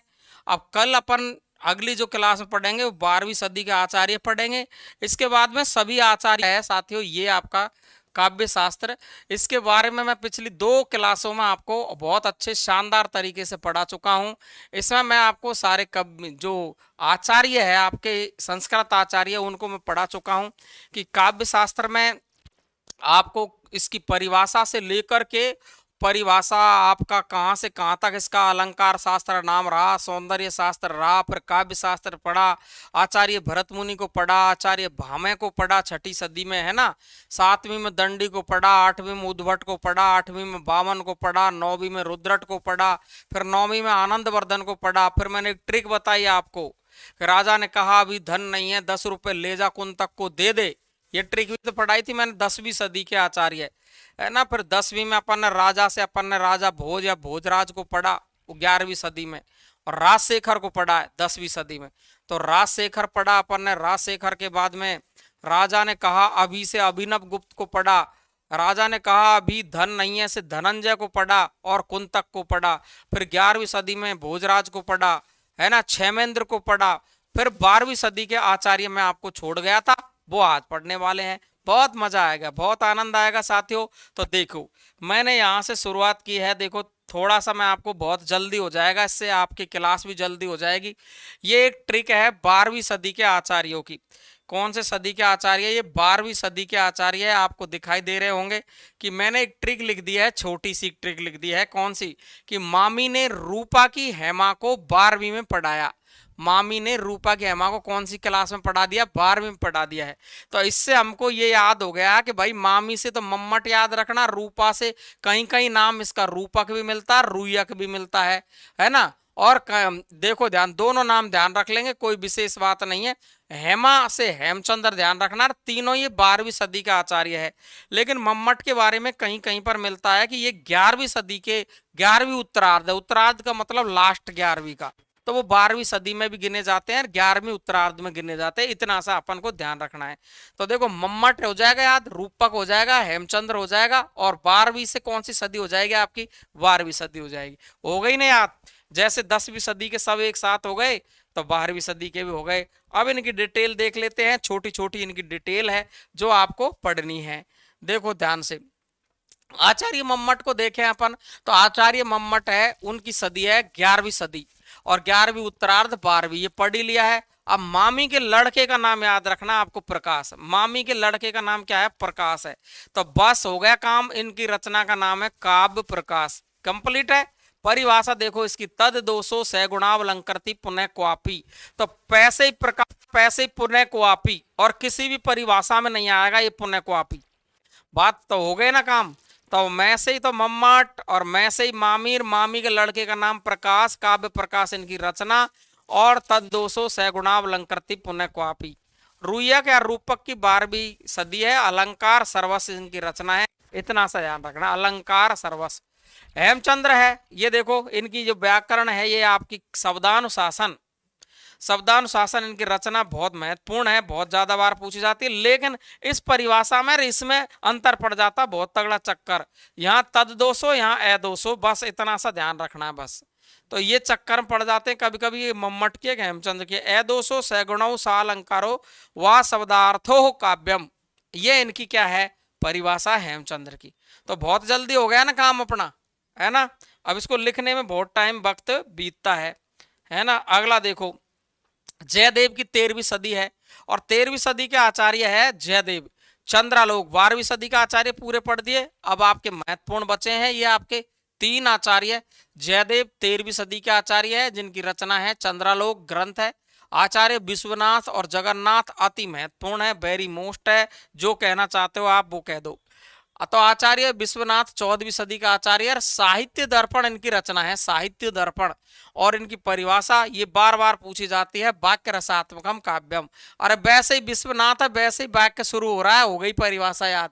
बस कुछ न कुछ तुक्का लगाना है। तो विश्वनाथ की परिभाषा वाक्य रसात्मकम काव्यम, है ना। आचार्य जगन्नाथ है, इनकी सदी है 12वीं, बहुत ज्यादा। देखो नेट में, सेट में, ग्रेड फर्स्ट में 4-5 बार लगातार ही पूछी गई है परिभाषा। और इसके ग्रंथ का नाम रस गंगाधर इनके ग्रंथ का नाम है। और रमणीयार्थ प्रतिपादक शब्द काव्यम, रमणीयार्थ प्रतिपादक शब्द काव्यम, ये इनकी क्या है, परिभाषा है। ये मैंने आपको 17वीं सदी तक के आचार्य कंप्लीट रटा दिए हैं, बहुत शानदार तरीके से। अब देखो दोस्तों, चक्कर ये आता है कि में से सवाल पूछा जाता है कि ये जो अपन ने सभी आचार्य पढ़े हैं, इनमें से रसवादी आचार्य तो कौन सा है और अलंकारवादी आचार्य कौन सा है। इसमें बड़ा चक्कर पड़ता है और ये हमको बहुत ज्यादा खतरनाक परेशान करता है। तो वो आपको परेशान होना नहीं है। क्यों नहीं होना है साथियों, तो मैं उसके लिए आपको 2 ट्रिक बताऊंगा, और 2 ट्रिकों में आपकी ये कंप्लीट परिभाषाएं आपको याद हो जाएगी। वो कौन सी है, तो देखो मैं आपको 2 ट्रिक बता रहा हूं। रसवादी आचार्य सबसे पहले याद रखेंगे, रसवादी आचार्य। तो देखो आपको यहां हेडिंग डालनी है, रसवादी आचार्य। कौन से, रसवादी, रसवादी आचार्य। इनमें से आपको सीधा सीधा सवाल पूछा जाता है, बड़ी परीक्षाओं में तो, नेट सेट में तो पूछा ही जाता है ऐसा सवाल कि इनमें से रसवादी आचार्य कौन सा है, इनमें से अलंकारवादी आचार्य कौन सा है। तो इसमें बहुत बड़ा कंफ्यूजन होता है, हमको क्या पता, समझ में नहीं आता कौन क्या है। तो रसवादी आचार्य की मैं आपको ऐसी ट्रिक बता रहा हूं शानदार वाली, कि राजा ने 2 नाथों को अभी भोजन पर बुलाया और रस पिलाया, बस इतना सा ध्यान रखना है। तो देखो राजा ने, क्या ध्यान रखना है आपको, राजा ने 2 नाथों को, 2 नाथों को, 2 नाथों को अभी भोजन पर बुलाया, 2 नाथों को अभी भोजन पर बुलाया, भोजन पर बुलाया और रस पिलाया, और रस पिलाया। बताओ आप, अब किसको याद नहीं हो सकती ये। बिल्कुल कोई भी जो यहाँ सोचता है ना कि मैं तो बहुत कमजोर हूँ गुरुजी, मैं कैसे करूंगा, बिल्कुल कोई भी कमजोर होता ही नहीं है, कमजोर कोई होता ही नहीं है। रस से तो आपको ध्यान रखना है, रसवादी, रसवादी। मेहनत का कोई विकल्प नहीं है, कमजोर कोई नहीं होता है। बस अंतर इतना होता है कि हम एक सब्जेक्ट मजबूत जानते हैं, दूसरे सब्जेक्टों को कम जानते हैं, है ना। आप सभी सब्जेक्टों को जानते हैं, कोई कमजोर नहीं है, सब मजबूत है, बिल्कुल बिल्कुल मजबूत है। तो देखिए आप ध्यान से सुनेंगे, जो रसवादी आचार्य है वो आपको देखो, राजा से तो आपको याद रखना है राजशेखर। क्या याद रखना है बताओ, क्या याद रखना बताओ, राजशेखर, राजशेखर। कौन सी सदी में पढ़ाया था मैंने, 10वीं सदी में। राजशेखर है, ये आपका कौन है, आपका रसवादी आचार्य। अब 2 नाथ, ये दो नाथ है ना, ये दो नाथ कौन है? ये दो नाथ देखो, दो नाथ मैंने आपको अभी बताए हैं। तो दो नाथ आपको याद रखने हैं। एक तो मैं यहां से दो नाथ सीधे ही ऐसे ही ले लेता हूं ताकि जगह, ये देखो, एक तो है आचार्य विश्वनाथ, आचार्य विश्वनाथ हो गए ना एक नाथ। और देखो दूसरे नाथ है ना, वो है आचार्य जगन्नाथ, आचार्य जगन्नाथ, आचार्य जगन्नाथ। तो दो नाथ कंप्लीट हो गए ना भाई।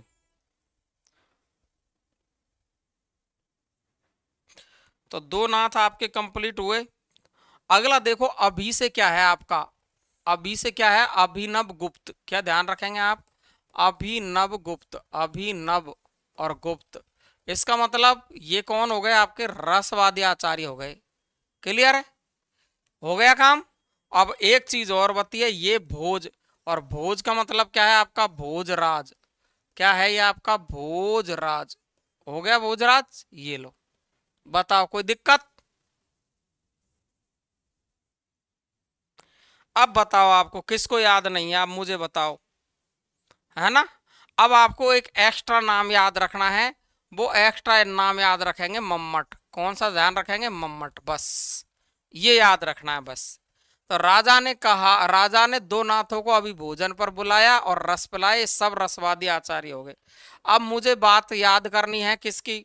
अलंकारवादियों की। तो अलंकारवादी आचार्य देखेंगे अपन, इस पर ही बता देता हूं यहीं पर, अलंकारवादी आचार्य, अलंकारवादी आचार्य, अलंकारवादी आचार्य है वो कौन कौन है? तो अलंकारवादी आचार्य में आपको याद रखना तीन दंडों का क्या भाव है। ये तीन लिख दिया, और ये दंड, दंडों का डंडा होता है ना अपने गांव में, वो गांव में डंडा यहाँ भी होता है, सिटी में भी। तीन दंडों का क्या भाव है? क्या भाव है? क्या भाव है? भाव है। तीन दंडों का क्या भाव है ये देखना आपको। अब तीन दंडों का जो क्या भाव है ना, यहीं से आपको जवाब निकालना है इसका। क्या जवाब निकालना है? तो आप देख सकते हो, देखो ध्यान से देखो, तीन से आपका ए बन रहा है ना, ए। तो इससे तो याद रख लेंगे अपन अलंकारवादी, ऐसे अलंकारवादी, ऐसे याद रख लेंगे अलंकारवादी। और तीन से ही ऐसे याद रख लेंगे उद्भट। ये लो साहब, है ना भाई? तो एक तो हो गए उद्भट, और दंड से क्या हो गया आपका? दंडी। कौन हो गए आपके आचार्य? दंडी। अलंकारवादी है, अलंकारों के पोषक आचार्य माने जाते हैं कौन? दंडी, है ना? और बताओ, अब देखो भाव में से भा और बै, भा, भा का मतलब है भामे है, और बै का मतलब कौन है बताओ? बै का मतलब बामन। ये लो, ये लो साहब, ये लो, अलंकारवादी आचार्य पूरे याद हो गए। आपको टेंशन ही नहीं लेने की, बिल्कुल मस्त तरीके से कंप्लीट याद हो गई होगी तीन दंडों का क्या भाव है। कोई दिक्कत? एकदम सरल तरीके से, एकदम सरल तरीके से हमने इसको पढ़ लिया है। अब देखो ये तो हमने पढ़ा था क्या? सीधा सीधा साख, जिसमें अपन ने संस्कृत के आचार्य को पढ़ा, संस्कृत के आचार्य अपन ने पढ़ लिए कंप्लीट। अब रसवादी भी देख लिए, अलंकारवादी भी देख लिए। अब दो तीन जो परिभाषा है ना आपकी, वो हिंदी आचार्यों की और पूछी जाती है। तो वो मैं यहीं पे आज इसको कंप्लीट कर देता हूं, ताकि आपको आगे ज़्यादा टेंशन लेने की जरूरत नहीं पड़े। तो हिंदी आचार्य की तीन, वैसे बहुत सारी परिभाषाएं पढ़ी है, कोई ओढ़ से नहीं है, लेकिन जो मोस्ट है परीक्षा योग्य है वो मैं आपको बता देता हूँ। देखो दोस्तों, यहाँ पर आपको सीधी सीधी सी परिभाषा पूछी जाती है कि कविता हमारे परिपूर्ण क्षणों की वाणी है। ये सवाल आपका हिंदी में पूछा जाता है कि कविता हमारे परिपूर्ण क्षणों की वाणी है। क्या लिख रहा हूं मैं?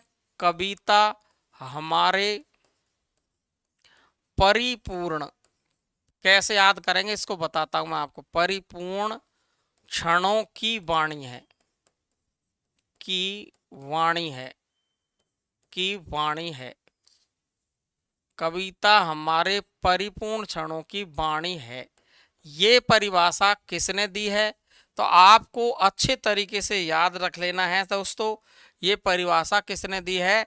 तो पैसे ही तो परिपूर्ण याद रख लेंगे, पैसे ही ध्यान रखेंगे, सुमित्रा नंदन पंत, सुमित्रा सुमित्रा नंदन पंत, नंदन पंत, पैसे ही पंत याद रख लो, है ना, और पैसे ही परिपूर्ण याद रख लो। किसने कहा है ये? सुमित्रा नंदन पंत ने। क्या कहा है? कि कविता हमारे परिपूर्ण क्षणों की वाणी है। किसने कहा है? पंत ने। बताओ, कोई दिक्कत है? एकदम सरल है ना, हो गई ना याद? बताओ, कविता, है ना, मूल रूप से जीवन की आलोचना है। देखो, एक ये आता है काव्य के बारे में, कविता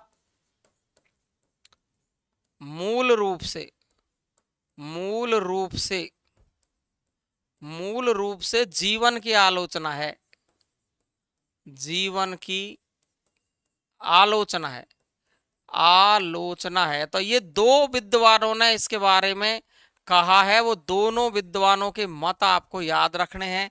तो देखो, हिंदी में तो मुंशी प्रेमचंद ने कहा है, हिंदी में तो किसने कहा है? ये मुंशी प्रेमचंद ने कहा है, मुंशी प्रेमचंद, मुंशी प्रेमचंद ने कहा है। किसने कहा है? मुंशी प्रेमचंद ने कहा है। और विदेशी विद्वान एक मैथ्यू अर्नोल्ड, मैथ्यू अर्नोल्ड, कौन है? अर्नोल्ड, मैथ्यू अर्नोल्ड है, ये देखो, मैथ्यू अर्नोल्ड। इन्होंने भी कहा है कि कविता हमारी है जो मूल रूप से जीवन की क्या है? आलोचना है ना। तो ये हिंदी की परिभाषाएं बहुत अच्छी होती है। काव्य संगीत में विचार है, काव्य संगीत में विचार है। एक विदेशी विद्वान है कार्लाइल, उन्होंने कहा है काव्य है, काव्य संगीतमय विचार है, संगीतमय, संगीतमय विचार है, संगीतमय विचार है। एक विदेशी विद्वान है जिनका नाम है कार्लाइल, कार्लाइल, कार्लाइल। कर लोगे याद? अब देखो, एक महत्वपूर्ण परिभाषा बताता हूं आपको, बहुत जानदार तरीके की, है ना, है ना, बहुत ही अच्छी बताता हूं परिभाषा।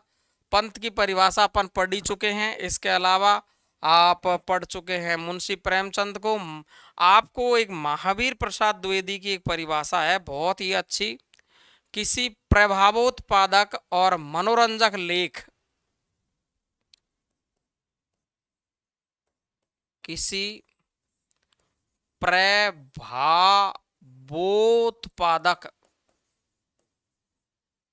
किसी प्रभावोत्पादक व मनोरंजक लेख। नहीं हो रही क्या याद आपको ये?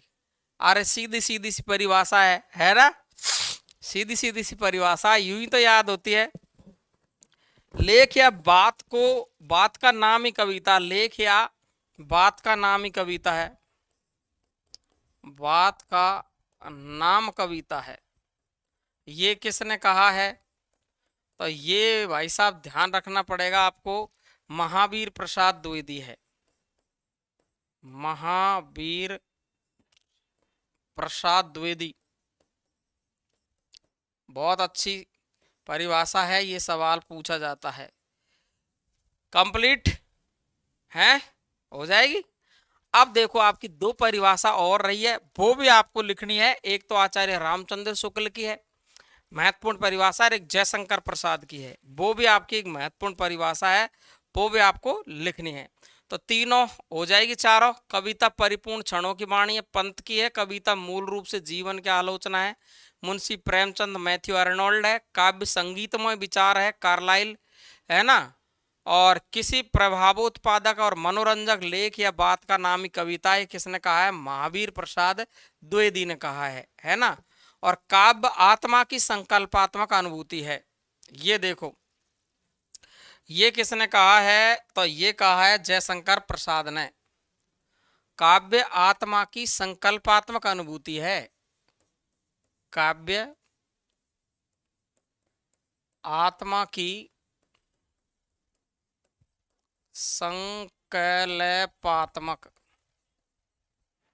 काव्य आत्मा की संकल्पात्मक अनुभूति है, अनुभूति है। और इसके आगे भी कहा, वैसे तो ज्यादातर तो इतनी पूछते हैं कि काव्य आत्मा की संकल्पात्मक अनुभूति वह एक श्रेयमयी और प्रेमयी रचनात्मक ज्ञान धारा है। बस इतना भी कहा है, लिख देता हूं चलो। वह एक श्रेयमयी प्रेमयी ज्ञान धारा है। श्रेयमयी प्रेमयी प्रेमयी ज्ञान धारा है, ज्ञान धारा है। क्लियर? ये लो। तो ये किसने कहा है? तो ये तो ध्यान रखना ही है आपको। ये कहा है आपका, ध्यान रखेंगे आप, जयशंकर प्रसाद।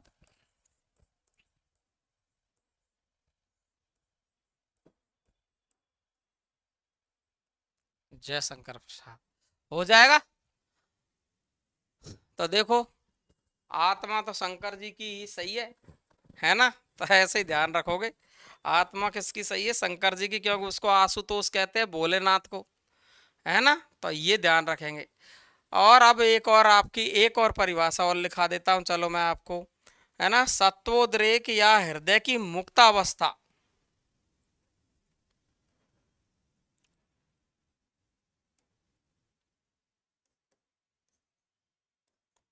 सत्वोद्रेक या हृदय की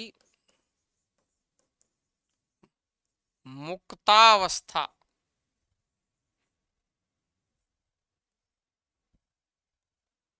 सत्वोद्रेक या हृदय की मुक्तावस्था के लिए किया हुआ शुद्ध विधान। सत्वोद्रेक या हृदय की मुक्तावस्था लिए के लिए किया हुआ शुद्ध विधान, शुद्ध विधान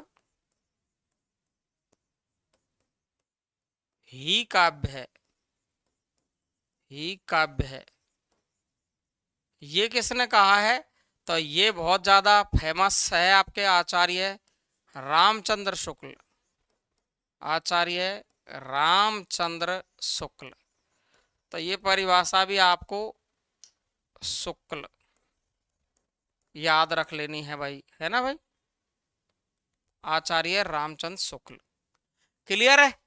तो सत्वोद्रेक या हृदय की मुक्त अवस्था के लिए किया हुआ शुद्ध विधानी काव्य है। अरे भाई, हृदय की मुक्त अवस्था, और मुक्त अवस्था करेंगे ना हृदय की, तो कौन करेंगे? राम जी करेंगे। बस इतना सा आपको कोई उनको ट्रिक लगा के याद रखना तो पड़ेगा ही भाई, क्या करे, परीक्षा है ये, तो याद रखना है ना। सर्वोत्तम व्यवस्था में सर्वोत्तम शब्दी काव्य है। एक और अगर देखना चाहो तो सर्वोत्तम व्यवस्था में सर्वोत्तम शब्दी काव्य है। सर्वोत्तम व्यवस्था में, सर्वोत्तम व्यवस्था में सर्वोत्तम शब्दी काव्य है। सर्वोत्तम शब्द ही काव्य है। ये किसने कहा है? ये परिभाषा आपको याद रखनी है। एक विद्वान है विदेशी, कॉलरिज। कौन है? कॉलरिज, है ना। ऐसे बहुत विद्वानों ने परिभाषा दी है, जैसे हडसन ने भी दी है कई परिभाषाएं। तो आपको इतना ही ध्यान रखना है जितना आपकी परीक्षा के लिए महत्वपूर्ण है। तो ये देखो साथियों, मैंने आपको काव्य शास्त्र का परिचय कंप्लीट करवा दिया है। अब जो सभी आचार्य, प्रमुख आचार्य है, उनकी सदियां मैं आपको एक साथ में 5 मिनट की एक क्लास फिर बनाएंगे, उसमें कंप्लीट पूरी याद करवा दूंगा आपको। तो आज मैं आपको यहीं तक के लिए पढ़ाऊंगा, और इसके बाद में आपको मैं साथियों कि मैं आपको यहाँ पर लिख देता हूँ प्रमुख आचार्य। ये लिख दिया मैंने प्रमुख आचार्य। क्या लिख दिया मैंने? प्रमुख आचार्य। क्लियर है भाई? तो प्रमुख आचार्य है ना, ये याद करने आपको, प्रमुख आचार्य। तो आप अपने मन से, दिल से याद करके बताना मुझे कि आप जो पढ़ते आए हो वो आपको याद है कि नहीं।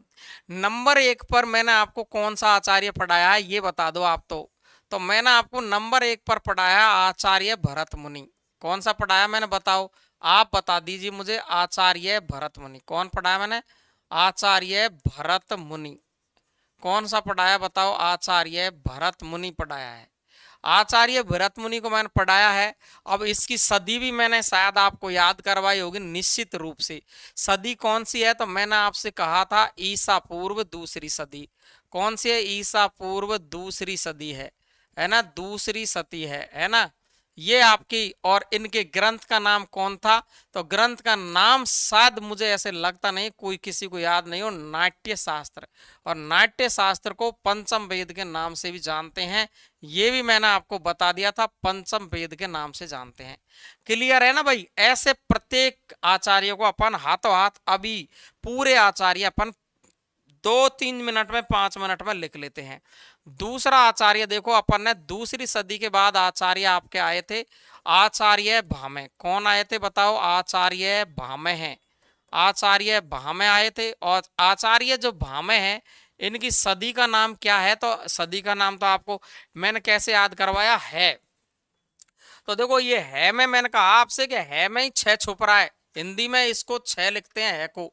तो देखो 6वीं सदी है। कौन सी सदी है? 6वीं सदी है। और इनकी रचना का नाम क्या है? भामैकी का। तो आप सभी को पता होना चाहिए अच्छे तरीके से, काव्यालंकार।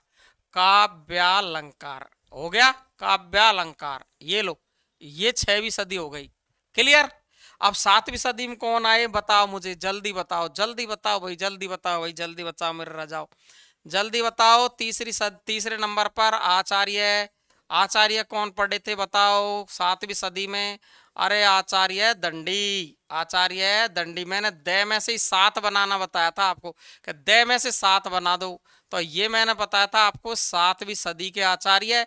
और इनकी रचना दे से ही दंडी, दे से ही 7, और दे में से ही दर्श निकाला तो काव्य दर्श। क्या निकाला? काव्य दर्श निकाल दिया ना, काव्य दर्श। ये लो काव्य दर्श, हो गया ना काम। अब बता दो 8वीं सदी में कौन पढ़े थे आप बताओ, आप बताओ 8वीं सदी में कौन पढ़े थे? बताओ ना भाई। 8वीं सदी में हमने एक पढ़ा था उद्भट। क्या पढ़ा था? उद्भट। क्या पढ़ा था? उद्भट। कैसे याद करवाया था मैंने? ऊ में से 8 बनाना सिखाया था मैंने कि ऊ और ऊ में से ऐसे 0 लगा दो, 8 बन जाएगा।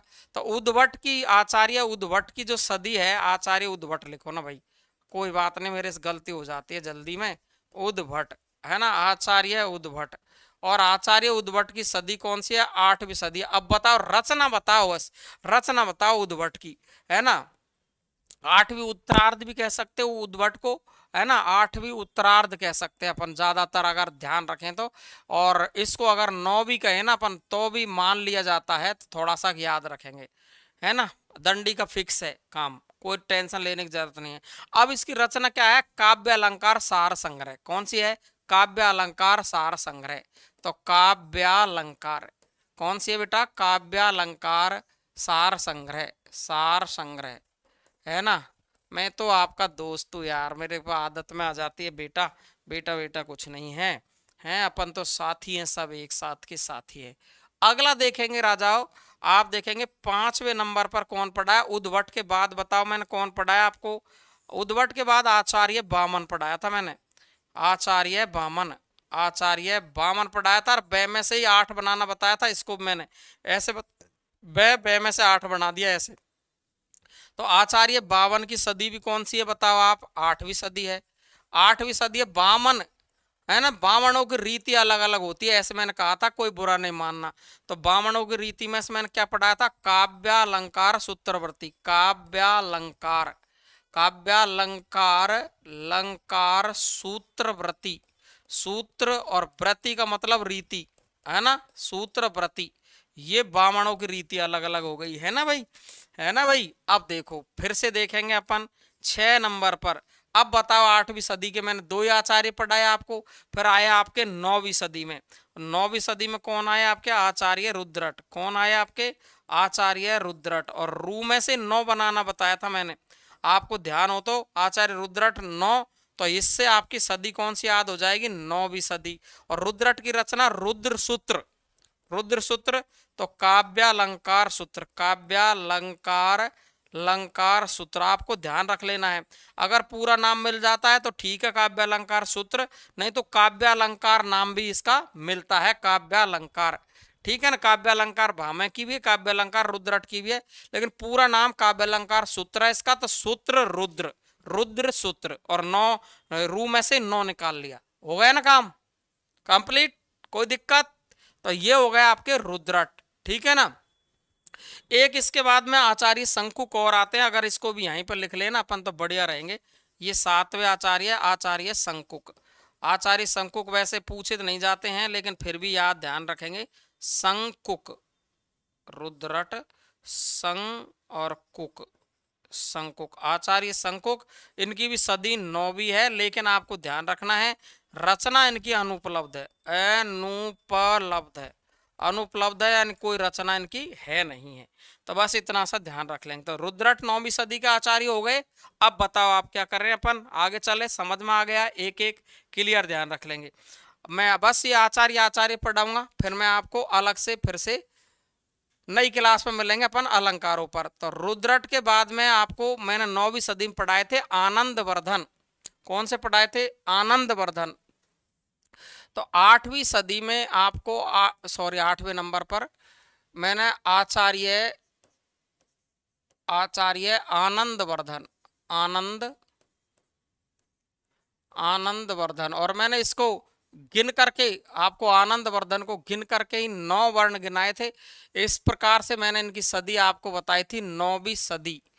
1 2 3 4 5 6 7 8 और 9, 9वीं सदी बताई थी। और आनंद आ रहा है, ध्वनि बज रही है, ध्वनि बज रही है, आनंद आ रहा है, इसलिए इनकी रचना है ध्वन्यालोक। कौन सी है? ध्वन्यालोक।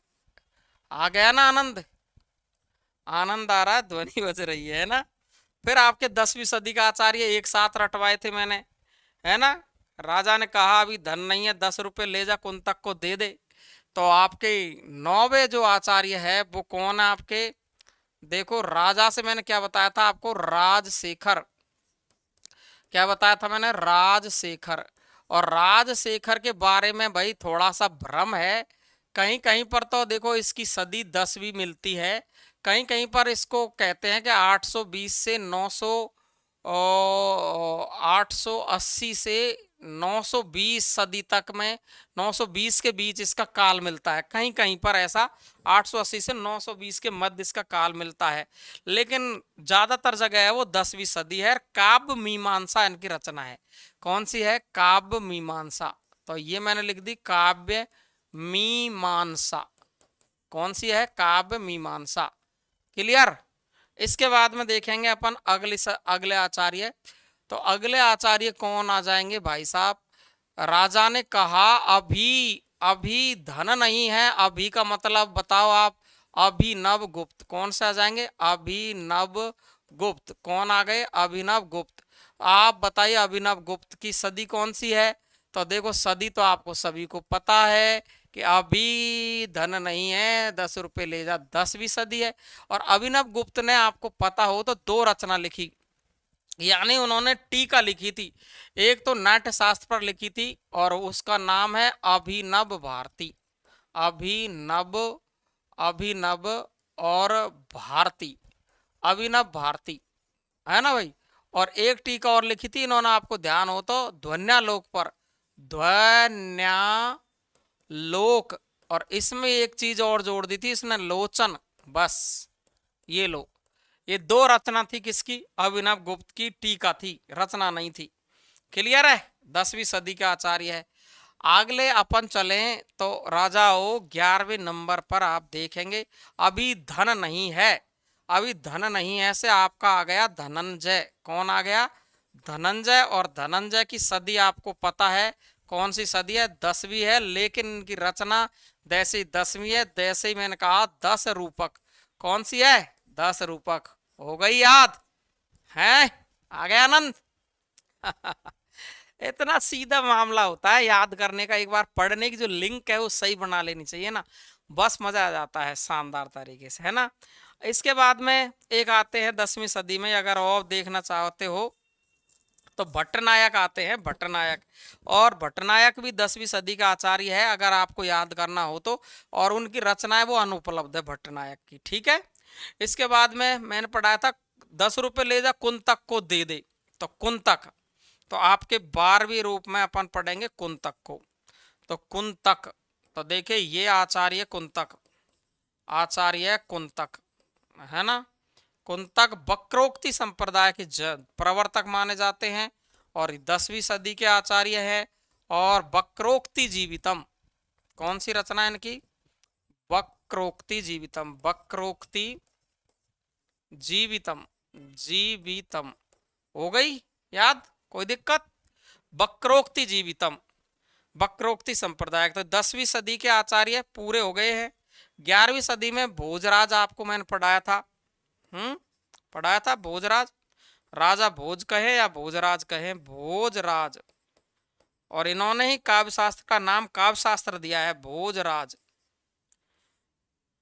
तो भोजराज की सदी 11वीं सदी है। और मैंने आपको बताया था कि 11वीं सदी और भोजराज की जो रचना है वो कौन सी है, तो आपको पता ही है, सरस्वती कंठावरण तो मैंने लिखा ही है, लेकिन एक रचना और याद रखेंगे, श्रृंगार प्रकाश, है ना।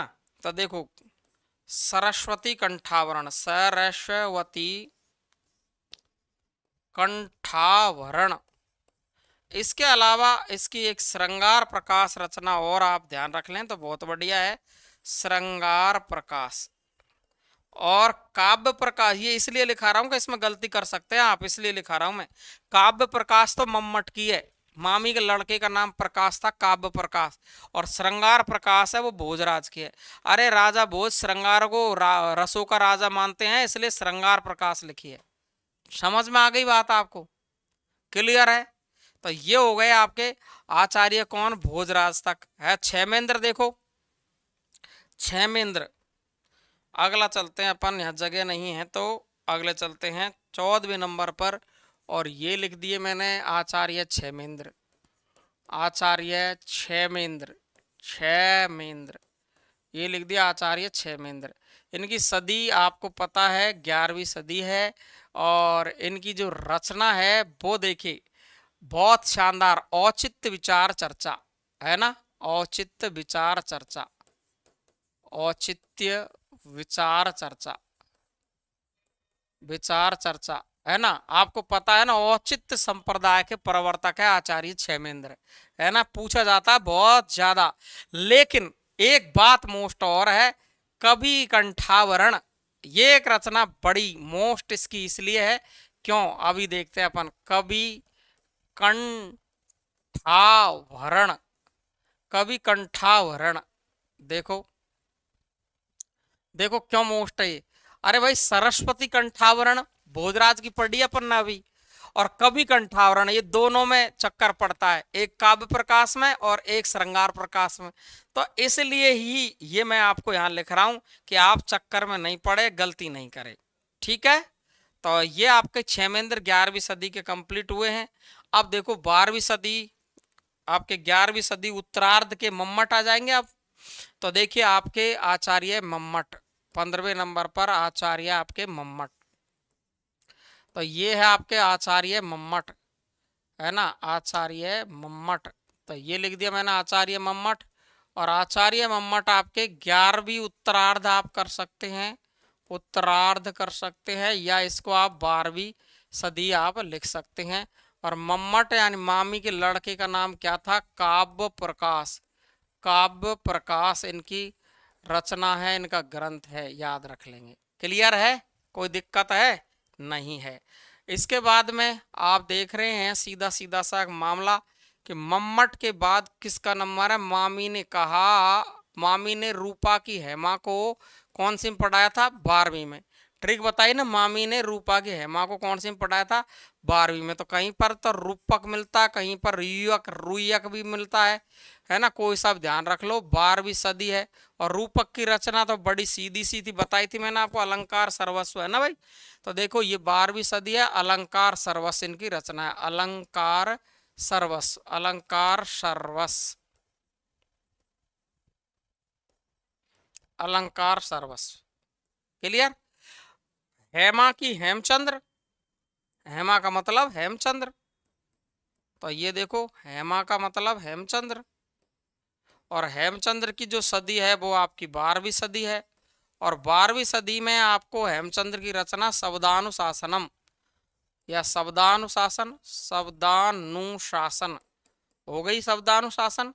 ये लो साहब शब्दानुशासन, है ना, कोई दिक्कत ही नहीं है। 13वीं सदी में कौन आए थे बताओ, आप खुद ही बता दो। जयदेव। कौन आए थे? जयदेव। तो 18वें नंबर पर आपको याद रखना है जयदेव, जयदेव। और सदी कौन सी इनकी? 13वीं। और 13वीं सदी में आपको पता है कौन थे बताओ? 13वीं सदी में चंद्रालोक इनकी रचना है, चंद्रालोक इनकी रचना है, चंद्रालोक। क्लियर है? चंद्रालोक।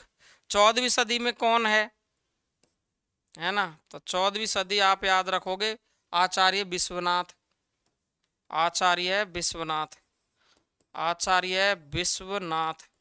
और आचार्य जो विश्वनाथ है उनकी सदी आपको पता ही है, 14वीं सदी है। और वैसे ही विश्वनाथ है और इनकी रचना का नाम है साहित्य दर्पण, साहित्य दर्पण। हो गई नहीं याद? और लास्ट आचार्य आपके कौन थे?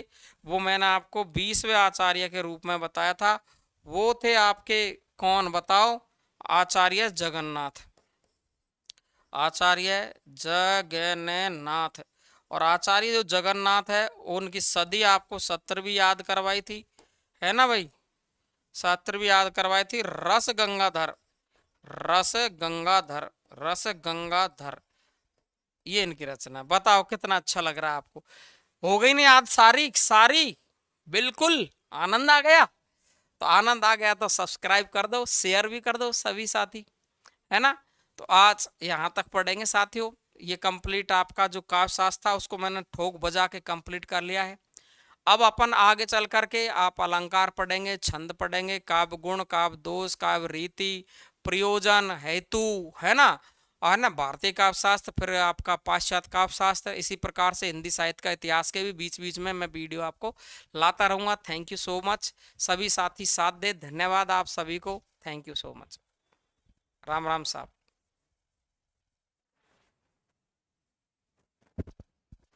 बनाई जाती है, ट्रेस करके बनाई जाती है।